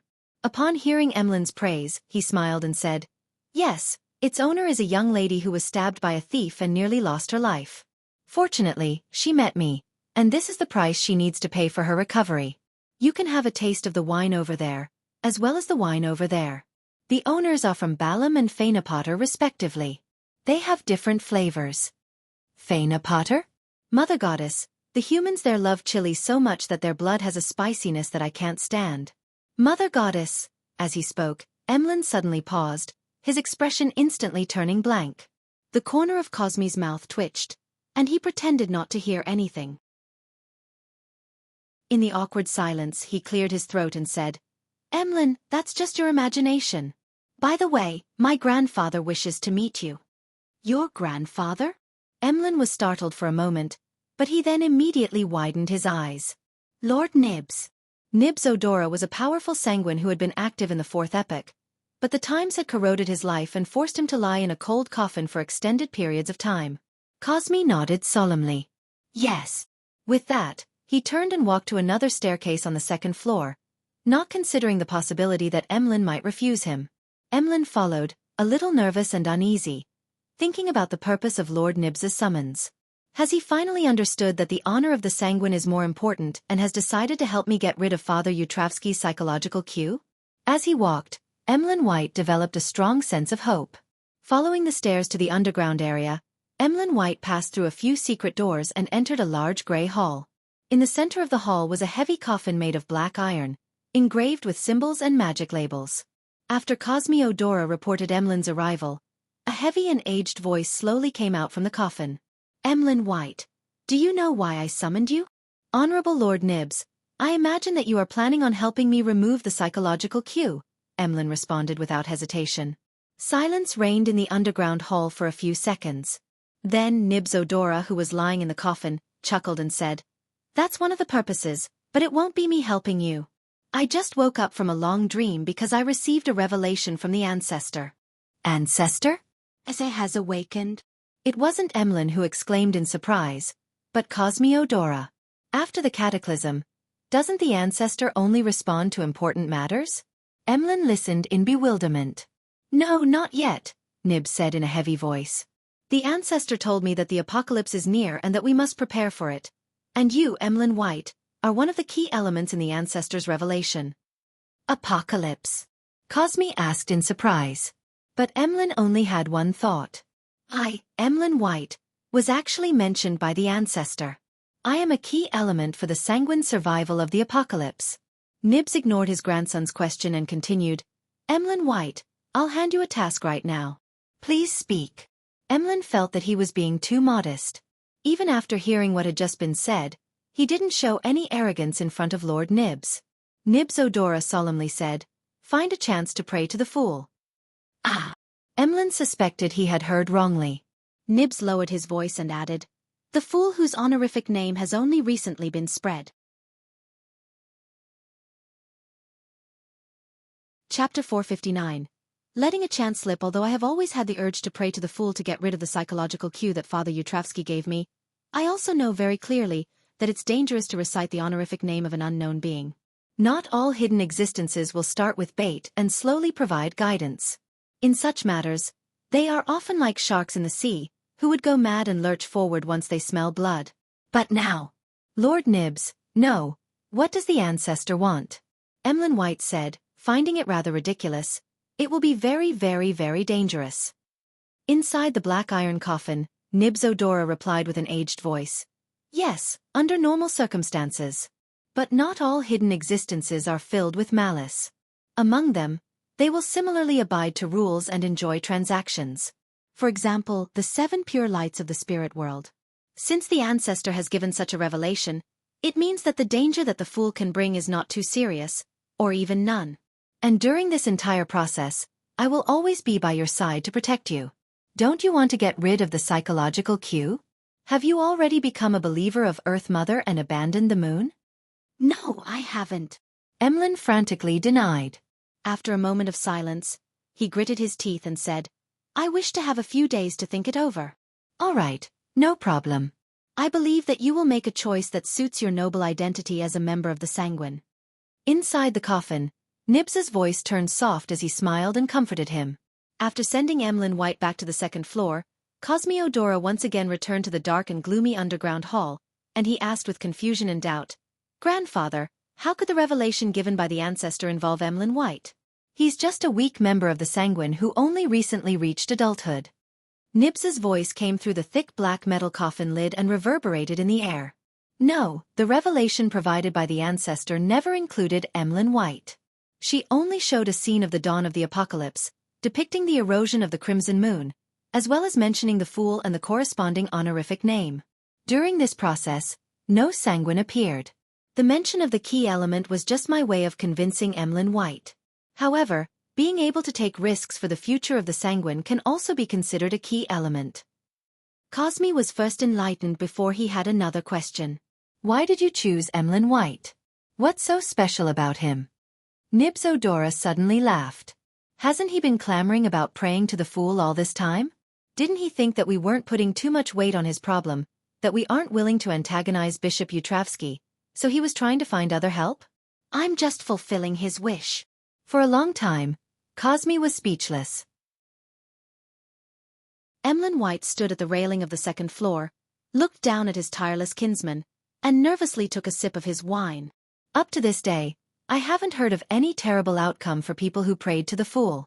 Perhaps it's just as Lord Nibs said, the fool is just like the 7 pure lights in the spirit world, a hidden existence that maintains order and is warm-hearted. Wait a minute. What are the 7 pure lights in the spirit world?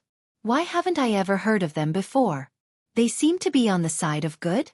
I wonder if this will be any help to me. In short, the fool isn't necessarily dangerous, and there is Lord Nibs protecting me. Maybe I can take advantage of this opportunity to get rid of the psychological cue. Emlyn consoled himself with fear and anticipation. Monday morning. Cherwood Borough, 15 Minsk Street.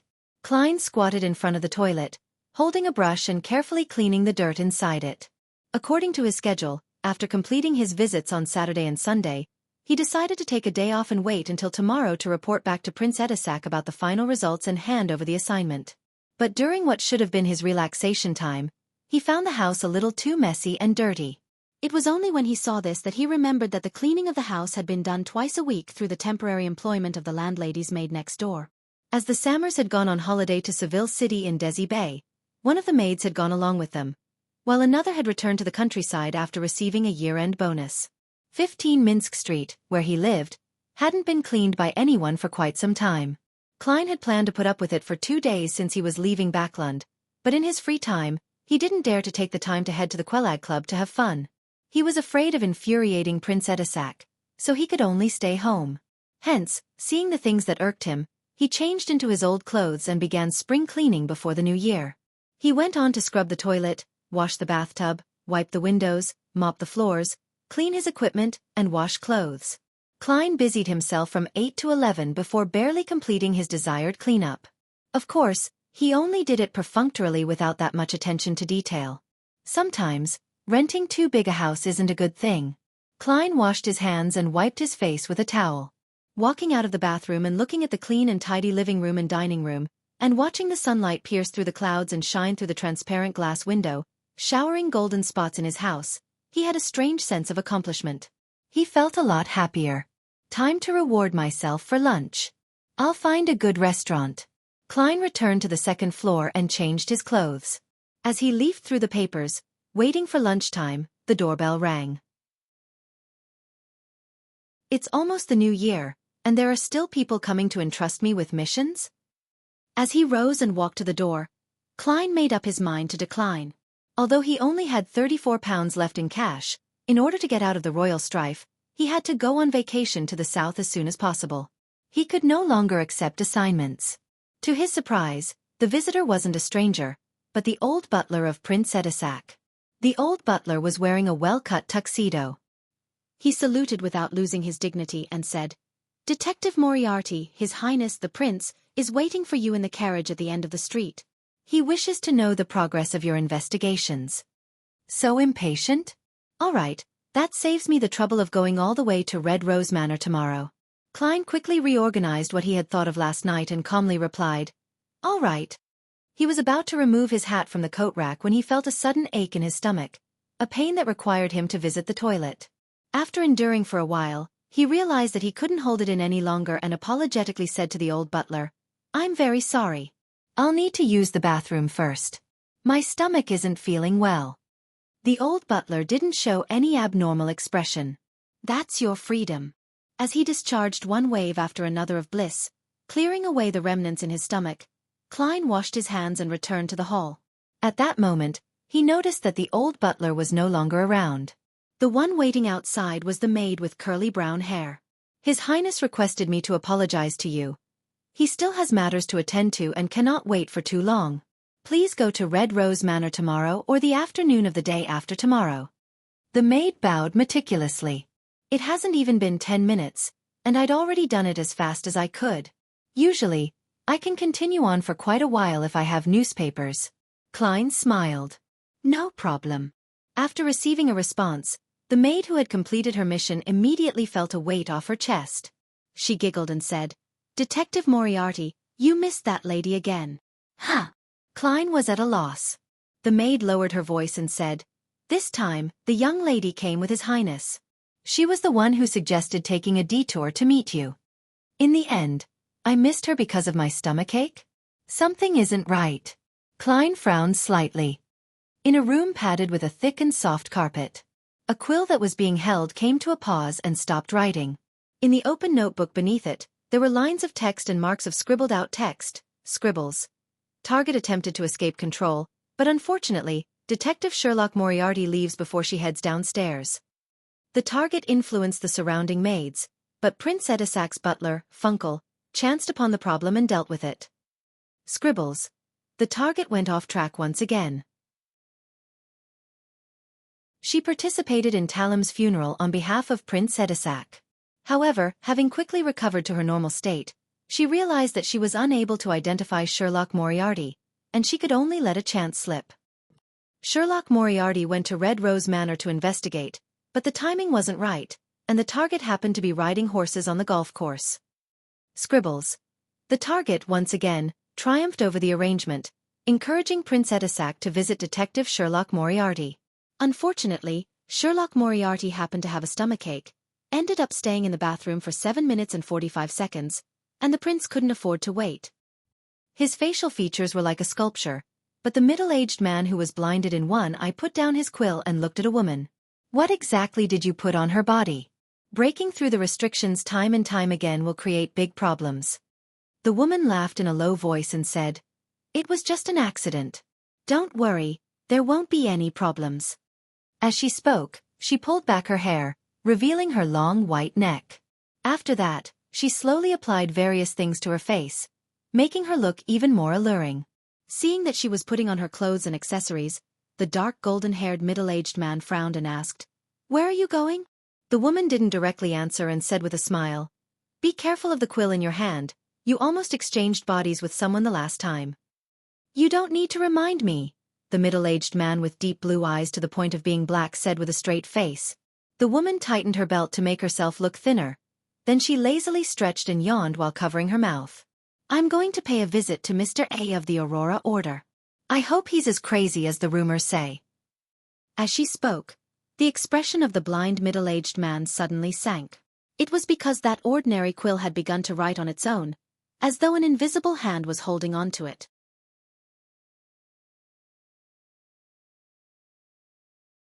Chapter 460.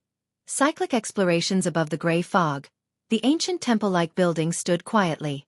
After noticing some abnormalities in the series of coincidences, Klein entered the mysterious space after lunch, in an attempt to confirm a guess in his mind. He picked up a fountain pen he conjured, paused for 2 seconds, and then wrote, "I am involved in a series of coincidences created by sealed artifact 0-08. Putting down the dark red pen, Klein held the silver chain in his left hand and began his divination. Finally, he opened his eyes and looked at the spirit pendulum just inches away from him. The topaz pendant stood still without any rotations. This meant that the divination had failed. Divination cannot be completed, possibly due to not fulfilling sufficient conditions, or it could be because 0-08 is resisting it. In both cases, a similar result would occur. Klein changed his statement and tried to direct it at different targets, but all of them failed. He tapped the edge of the long mottled table with his finger, hesitating on whether he should go to Red Rose Manor the day after tomorrow. If there's no 0-08 or a similar power to arrange these matters, then my sudden escape will definitely raise Prince Edisac's suspicion. No, my escape might not be successful. Prince Edisac's men live next door. Of course, since I'm already a faceless, it's easy for me to find a chance to escape when I'm out, but is there a need to go this far? Tomorrow afternoon, I'll be able to leave Backland without attracting too much attention by honestly seeking an audience with Prince Edisac and normally handing over the mission. His Highness will likely not force me, an unaffiliated Beyonder, to accomplish too difficult a task.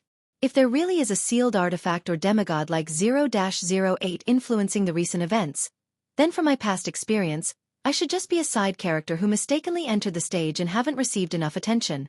In this case, escaping is tantamount to telling the other party that I have detected your presence. I'm highly problematic. In this way, relying on my faceless powers wouldn't necessarily allow me to escape the attention that is locked onto me. The best method would be to calmly go to the Red Rose Manor and go through the normal procedures to exit the stage. After graciously bowing from the curtain call, I'll fade away from the tension of the unknown party. After combining the two elements, Klein finally decided to pretend that he hadn't discovered anything and to leave Backland according to plan. The bonfire in the campsite was burning with flames, and there was someone standing guard inside the campsite the entire time. Derek Berg leaned against a stone pillar and slept to recover his strength. At this moment, he was dreaming of the endless grayish-white fog, an ancient chair situated at the highest point in the center, as well as the indifferent figure sitting on that chair, overlooking everything. "Mr. Fool." Derek said the name in a chanting manner in his mind. Following that, he heard the fool's voice. "Prepare for the gathering." "Yes, Mr. Fool." Derek answered silently and began counting his heartbeats. His eyes never opened, as if everything that had just happened was just a prelude to a dream. There's still quite a bit of time before we set off. There's enough time to attend the tarot gathering, he thought with relief. He originally imagined that he, who had joined the exploratory team, would miss this gathering. After 1,000 heartbeats, Derek waited a little longer before he felt himself entering that quiet and serene divine hall. The moment he opened his eyes, scenes flashed through his mind. It was as if an external force had instantly injected all his lost memories into his head once again. The scenes were crumbling city walls, buildings crisscrossed with white and blue, the Temple of the Fallen Creator with a similar architectural style as the City of Silver, murals detailing the approaching apocalypse and the Fallen Creator's protection of the remaining humans from the 6 great evil gods, the beautiful and dangerous mushrooms, and Jack, the eerie pale yellow-haired boy of unknown origins. These kinds of scenes had repeated over and over again for a total of 5 times. But each time there was a slight difference in the details. The first time, outside the fallen creator's temple, all of the animal hide lanterns had been extinguished, nearly causing a tragedy. The second time, someone lost control of themselves and almost swallowed a mushroom. Fortunately, Chief Collins stopped them in time. The third time, the little boy, Jack, told a story, which was that he and his father had been searching for the creator's holy residence in the endless ocean, and they ended up encountering a huge storm. The fourth time, Joshua was severely injured by Jack, who had mutated without any warning. The fifth time, the temple completely collapsed, blocking the exit of the underground area. And all of these occurrences ended with Demon Hunter Colin killing the little boy, Jack, and then started off with their rest in the camp, preparing to enter the ruined city. The beginning and end were connected as it repeated in a cycle. We've explored the temple 5 times. We have been living through this experience all this time, and there is no way to truly end it. The more Derek understood his sudden new memories, the more frightened and terrified he became. Audrey, who was sitting on the other side of the long bronze table, originally wanted to greet Mr. Fool and the others with a cheerful and light voice as usual. However, when she glanced over, she immediately noticed that little son's mood wasn't right. She immediately asked, "Mr. Son, did something happen? Has the exploration of the true, fallen creator's temple not gone smoothly?" Derek seemed to have grabbed onto hope as he hurriedly described the rough situation once. When he was done, he said, "After that little boy was dealt with by His Excellency, we all closed our eyes and woke up in the campsite outside the city in preparation to begin a brand new exploration. We no longer had any memories from before. This process has been repeated 5 times, with only the details being slightly different. If it wasn't for Mr. Fool's alerting me to this, then I wouldn't have even known that I've been living a recurring life all this time." He took it for granted that the extra memories from his arrival above the gray fog were the result of Mr. Fool's reminder. He stood up and gave a solemn salute to the blurry figure seated at the head of the long bronze table. "I only understood the situation after listening to your description." Klein was still in a daze. He maintained his original posture and lightly nodded his head in response. In a situation where the reasons are unknown, a superior wouldn't so easily express his opinion, so I can't rashly open my mouth. Klein secretly reviewed what he had learned from his past life as a keyboard warrior. Seeing that Mr. Fool seemed to be an imperturbable ancient wall, Derek felt a lot more at ease and felt that the matter could finally be resolved. He turned to look at the hanged man, the world, justice, and the magician, and he sincerely asked, "Do you know the root of the problem? How can this be resolved?" The zealous Audrey instinctively wanted to answer, but she found herself without a clue or even a guess. Furs was in a similar state as she was. Filled with rich knowledge from Earth and having read many novels of being stuck in the same day, Klein originally wanted to control the world to give out ideas to give everyone some inspiration to consider regarding the matter, but after thinking about it carefully, he chose to stay low-key and prepared to observe first. After listening to the son's description, Alger remained silent for a long time. At this moment, he said in a measured tone, "I can only think of 2 possibilities. First, you have encountered a nightmare or hallucinatory power at a level that exceeds a demigod. After regaining your memories with Mr. Fool's help, you should be able to immediately detect something amiss once you return to the real world. That way, the problem will easily be resolved. Second, you were forced to or you proactively entered a strange space or state at a particular node where time is controlled to flow in a certain manner, but the time is fixed within a certain range which is cyclical and the continuation is balanced, that is to say, it is relatively static. In this situation, there aren't many ways to end the cycle. Either there is an external force that can forcefully break the balance, or you find the key point that connects the distortion of time." An external force that can forcefully break the balance? Upon hearing this, Audrey, Furs, and Derek all subconsciously glanced at the calm and leisurely Mr. Fool sitting at the end of the long bronze table. "No, I can't always seek Mr. Fool's help. By not saying anything directly, he probably wishes to test my ability at dealing with such matters." After a moment of thought, he said, "Mr. Hanged Man, let's assume the second situation. In your opinion, what do you think is the key point that connects the distortion of time?" Without waiting for the Hanged Man to respond, Audrey guessed with interest, "That little boy Jack? You can't kill him when you're facing him?" Alger nodded. "That's a possibility." He hesitated for a moment before saying, The son's description of Jack and his father reminds me of a particular incident. He turned to look at Miss Justice. Didn't I once mention that I was pursuing a listener of the Aurora Order at sea? The goal for his voyage was to seek the true Creator's holy residence. Audrey carefully recalled and said without any strong confirmation, "That seems to be the case." Alger immediately said with a deep voice, "That listener also brought his son, and the son's age is very close to the son's description of Jack. Are you saying that Jack went from your world to the vicinity of the City of Silver?" Derek asked, stunned. After a short period of settling down, he inwardly felt an indescribable sense of happiness. This means that the City of Silver hasn't been completely sealed off yet. There's still a chance to connect with the normal world where the Hanged Man and Justice are from. I can only say that it is possible. The Hanged Man couldn't give an affirmative answer.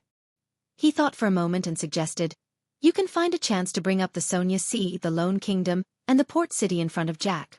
Perhaps there will be a different reaction, but of course, try to avoid doing so in front of the chief of your City of Silver as much as possible. Also, the key point doesn't necessarily lie with Jack. We have to consider other possibilities as well. You should tell us the specifics, such as the details of the mural, and maybe we can find something useful." At this point, Alger began to look forward to receiving information.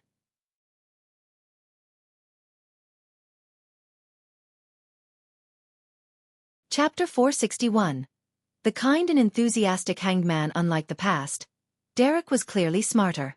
He didn't clumsily rely only on words to provide a description.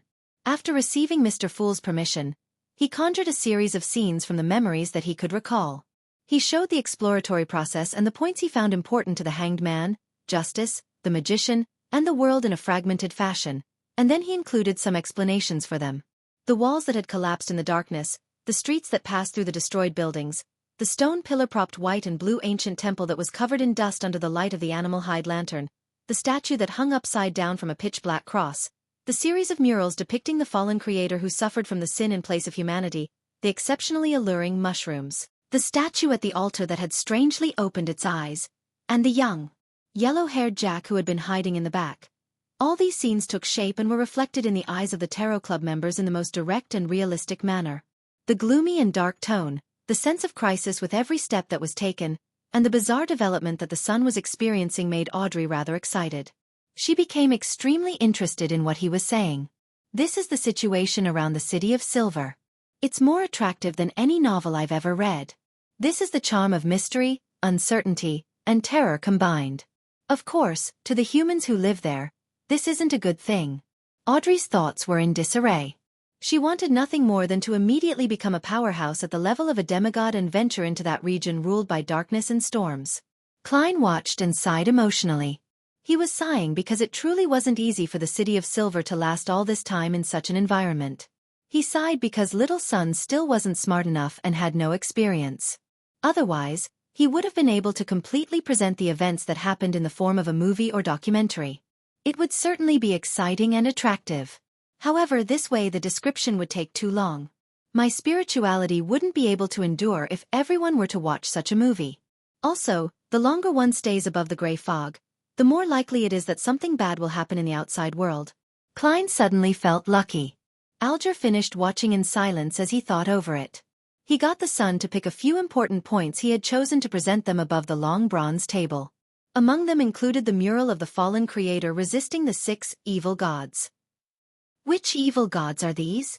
Alger looked at the octopus with lightning wrapped around its body, black waves at its feet, an avian feathered cloak on its back, and a 3-pronged trident in its hand as he began to make connections.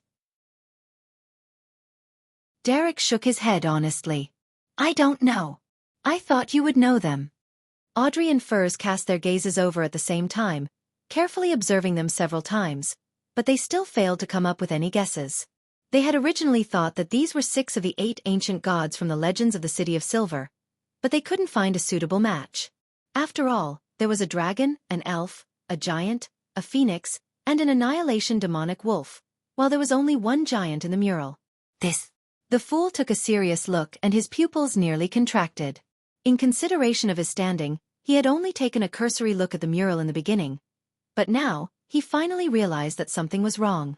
This is very similar to the statues of the 6 gods which I saw in the Tudor family's underground ruin, except that one is a normal version and the other is a corrupted version. It really is a bit hard for people to look at it directly, especially Earth Mother, Lord of Storms, and Eternal Blazing Sunday. Not only have they been sullied as evil gods, but they're even akin to ugly monsters. Klein didn't feel a sense of sudden enlightenment from having realized the truth. He had expected the true creator to disparage the 6 gods and distort their images. However, I can't completely ignore the possibility of this mural appearing. Just like how I had always thought that the Orthodox gods didn't have a human form, with only symbols left. As a result, the statues in the ruins of the Tudor family have made me less certain. It seems like the establishment of the images of the gods have undergone a long evolution, and many secrets are hidden within. Klein was relieved when he saw that Miss Justice was focusing on examining the mural, and didn't pay attention to Mr. Fool's attitude. Because it involved whether or not little son could get out of the strange predicament of repeating that short period of life, he decided to tell them what he knew. Of course, the long introduction and display of the images of the 6 gods inside the underground ruin didn't fit the identity of the fool. He intended to control the world to complete this task. And this was in line with his goal of making the world and Sherlock Moriarty equivalent. The fool should enigmatically say, Evernight, Sun, Storm, Wisdom, Earth, Giant, and then give no explanation, with superfluous descriptions. Klein thought for 2 seconds and let the world say in a hoarse voice, I've seen similar statues. After attracting everyone's gaze, he paused and added, in an adventure to a 4th epoch ruin. Audrey was very interested, but she maintained her basic level of restraint. Mr. World, what kind of statues were there? Can you show it to us? Of course, if you aren't willing to, or if you require compensation, it's negotiable. There's no need, as this might also solve some of my doubts. The World smiled darkly. He acted by making a request to Mr. Fool, and when he got permission, he conjured the statues of the 6 gods and their corresponding sacred emblems. With her head against the full moon, the lady, who wore layers upon layers of hazy dresses that didn't repeat, gave off an exceptionally beautiful feeling. On her long black skirt, there were also specks of starlight, as if it were a night sky, and on top of that iconic Evernight sacred emblem. Audrey immediately recognized her to be the Evernight goddess she worshipped. This statue was most similar to the evil god in the upper left corner of the mural, but its face was more human, and there were no strange eyes hidden around it. What sacrilege! This is sacrilegious to the goddess. Audrey was a little angry, but she quickly calmed down. As the most infamous evil god, it's expected that the true creator would let his followers disfigure the goddess. But why would there be a humanoid sculpture of the goddess in the underground ruins? Isn't it said that the Orthodox gods only have symbols? Audrey frowned slightly, lost in thought. Alger felt somewhat enlightened as he said with a sigh, so the murals depict the distorted images of the 6 gods. They really had humanoid images in the past. Perhaps this is the reason why the churches have always been trying to find the forsaken land of the gods. As for the forsaken land of the gods, it's most likely hidden in the depths of the Sonia Sea. Yes, it definitely doesn't exist in a normal state. Otherwise, it would be impossible for the deities to not notice it. Alger added silently inwardly. The son was first taken aback before he came to a realization. Mr. Hanged Man, are these the deities that all of you mentioned before? The Evernight goddess, the Lord of Storms? Yes. The Hanged Man gave an affirmative answer. What do they have to do with the apocalypse? What does it have to do with our land being forsaken by the Lord? Derek subconsciously pressed. Unfortunately, no one could answer him. Furs raised her hand in confusion. Why is there no god of steam and machinery? This was the god she believed in. In the northern and southern continents, the 7 gods had always been equal. Rumor has it that the god of steam and machinery, also known as the god of craftsmanship, wasn't born until the 4th epoch. From the looks of it, it's true, and the time node at which he was born seems to be in the late 4th epoch, not in the early or mid-4th epoch, the Hanged Man said, a mixture of explanations and guesses. He had an unconcealable enthusiasm for such topics. So that's the case. Furs felt a little guilty as she had never read the Steam and Machinery Bible seriously, and her faith appeared as just a way of life. Derek didn't harp on the previous matter and instead asked, is this mural the key point? Perhaps you can try to break it, but don't let the chief suspect you. The Hanged Man was about to say that he shouldn't attempt to pronounce the honorific names of one of the 6 gods, or else he, or They might directly descend into the forsaken land of the gods, but after careful consideration, he realized that the little son didn't know the corresponding honorific names at all. All right. Thank you, Mr. Hanged Man. You're always so kind and enthusiastic. Also, Miss Justice, Miss Magician, and Mr. World, you are similarly as kind-hearted, Derek thanked them sincerely. Kind? Enthusiastic? The Hanged Man was momentarily unsure of how to react. This was the first time that someone had used such words to describe him. After the discussion was over, Klein suddenly remembered something. In the previous exploration of the abandoned temple of the true creator, the City of Silver found the name Rose Redemption. However, it didn't seem to pay attention to this. It can't be ignored. According to the evil spirit in the underground ruin, this extremely secretive organization is an organization led by fallen angels, and it is in no way inferior to the Twilight Hermit Order. Perhaps the cyclic time was set up by them. Thinking of this, the fool, who was sitting upright in a high-backed chair, leisurely adjusted his posture and used his fingers to lightly tap the edge of the long mottled table. Audrey immediately turned her head and looked at Mr. Fool in excitement, waiting for him to give a hint. The Hanged Man, the Sun, the Magician, and the world also looked expectantly at Mr. Fool. Amid the fog, Klein chuckled and said, Rose Redemption. Rose Redemption? What is that? The key point to getting out of this predicament? That's right, there's such a name in the corner of a mural near the top of the temple. Derek seemed to understand something. Alger, Audrey, and Furs also recalled and gave the name Rose Redemption high importance. But they didn't fully understand the true meaning that Mr. Fool was trying to convey. Honorable Mr. Fool, what does Rose Redemption represent? Audrey raised her hand and took the initiative to ask. This time, Klein didn't respond other than giving a short laugh. His idea was very simple. The organization, the Rose Redemption, was intricately tied to the true creator. No matter what happened in the temple, it would always point to them in some way. As for whether this name was a so-called key point, Klein wasn't sure or worried. After all, he held the right to interpretation. If the Sun and the others misunderstood the real meaning, how could it be Mr. Fool's fault?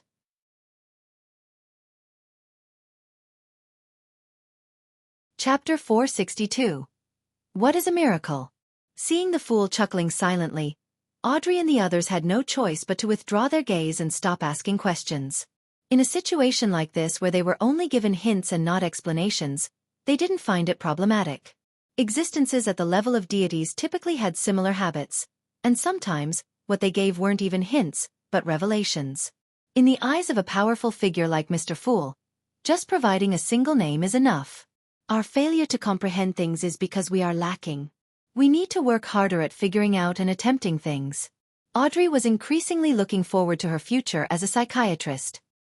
I remember that there was something related to Rose Redemption in that semi-abandoned temple?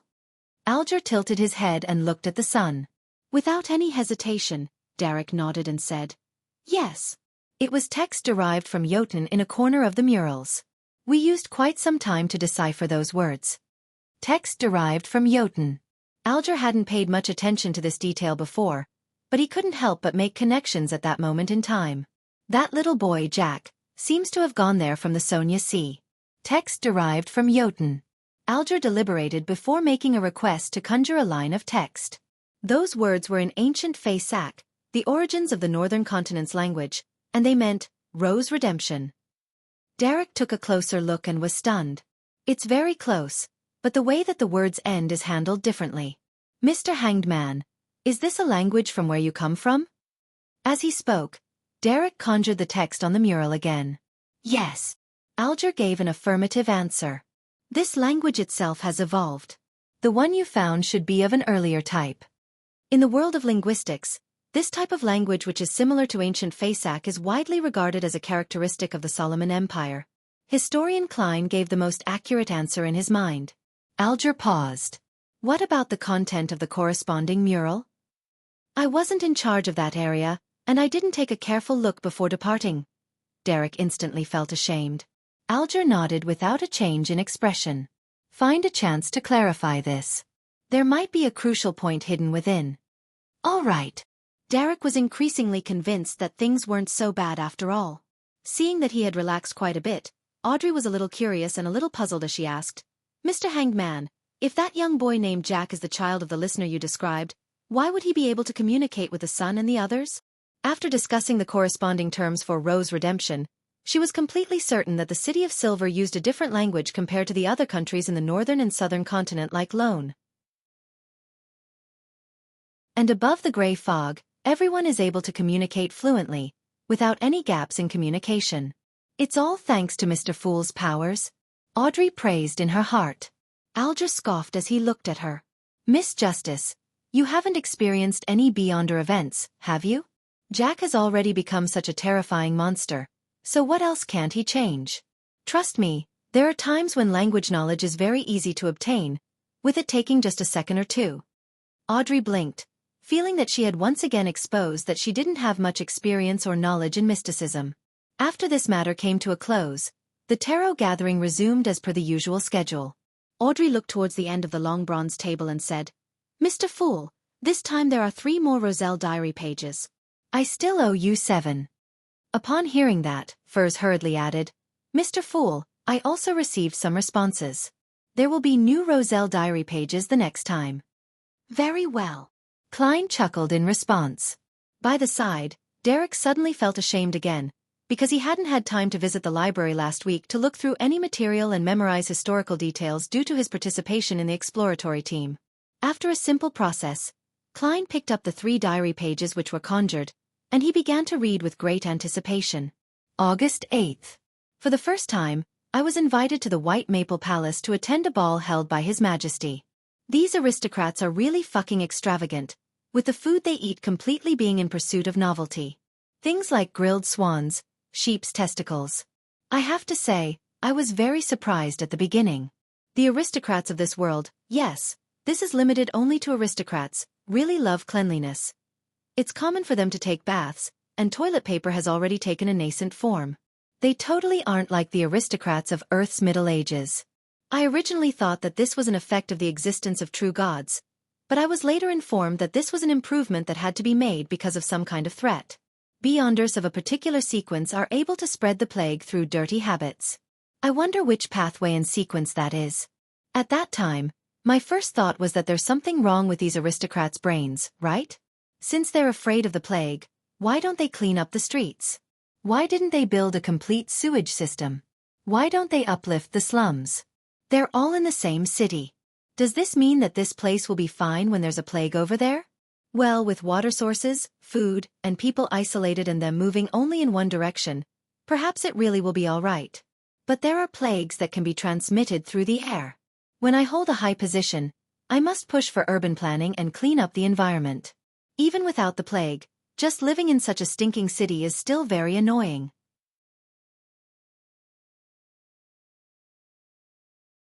Alchemical life sounds forbidden and is a domain very close to that of deities.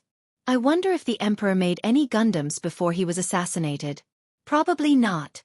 Klein's thoughts drifted away for a moment. He was rather curious about the ritual of becoming a demigod-like high-sequence Beyonder. Unfortunately, Roselle didn't record much of it. After all, it was a diary, not a notebook. Sequence for Mysticologist of the Mystery Prior Pathway sounds good too. Klein turned over the second diary page and displayed the third page in front of him. April 23rd. This bunch of aristocrats really are a mess. I even thought that Ma'am Karen had seduced me for sex because she had taken a fancy for my inner self. But who knew that her husband, the Earl of Champagne, was peeping in the opposite room. He was even thrilled and even fucking wanted to fuck me. You're reading on all novel full thanks. I'm sorry, but I just can't accept it, so I had to kick him out of the room. Compared to their family, I'm just a pure child. Klein was momentarily speechless. He felt that the private life of Emperor Roselle was really filled with excitement, and that many of the Intis aristocracy were also sufficiently eccentric. If some aristocrat tries to seek novelty and finds a curly-haired baboon, some kind of disease might even be born. Klein sighed and looked down. April 25th. To cultivate my character and hone my mind, I went fishing at Swan Lake. I hope that one day I can go fishing at sea for a mermaid. Sigh, I've been quite depraved recently. I have to invigorate my spirit and invent more things. I can't leave any gaps. Since I transmigrated to this world, I will brand this era with my name. Emperor, It's better if you had fallen into depravity. Klein's mouth twitched without any intention of making comment. Then, he calmly looked at the last diary entry on the last page. April 26th. Zeratul came visiting. I deliberately asked him what a miracle was. He asked me in return about what I thought it was. What I think it is. There is only one miracle in my heart, and that is the wonders of civilization. For example, the great Twilight Hall of the Faesak Empire, the former residence of the giant king, Ormur. Zeratul finally gave a direct answer. He said, "What is a miracle? A miracle is to be resurrected from the dead." You're tuning in to the Xiaofan's Wuxia Tales YouTube channel. Don't forget to subscribe and join us on this journey to catch the most captivating stories.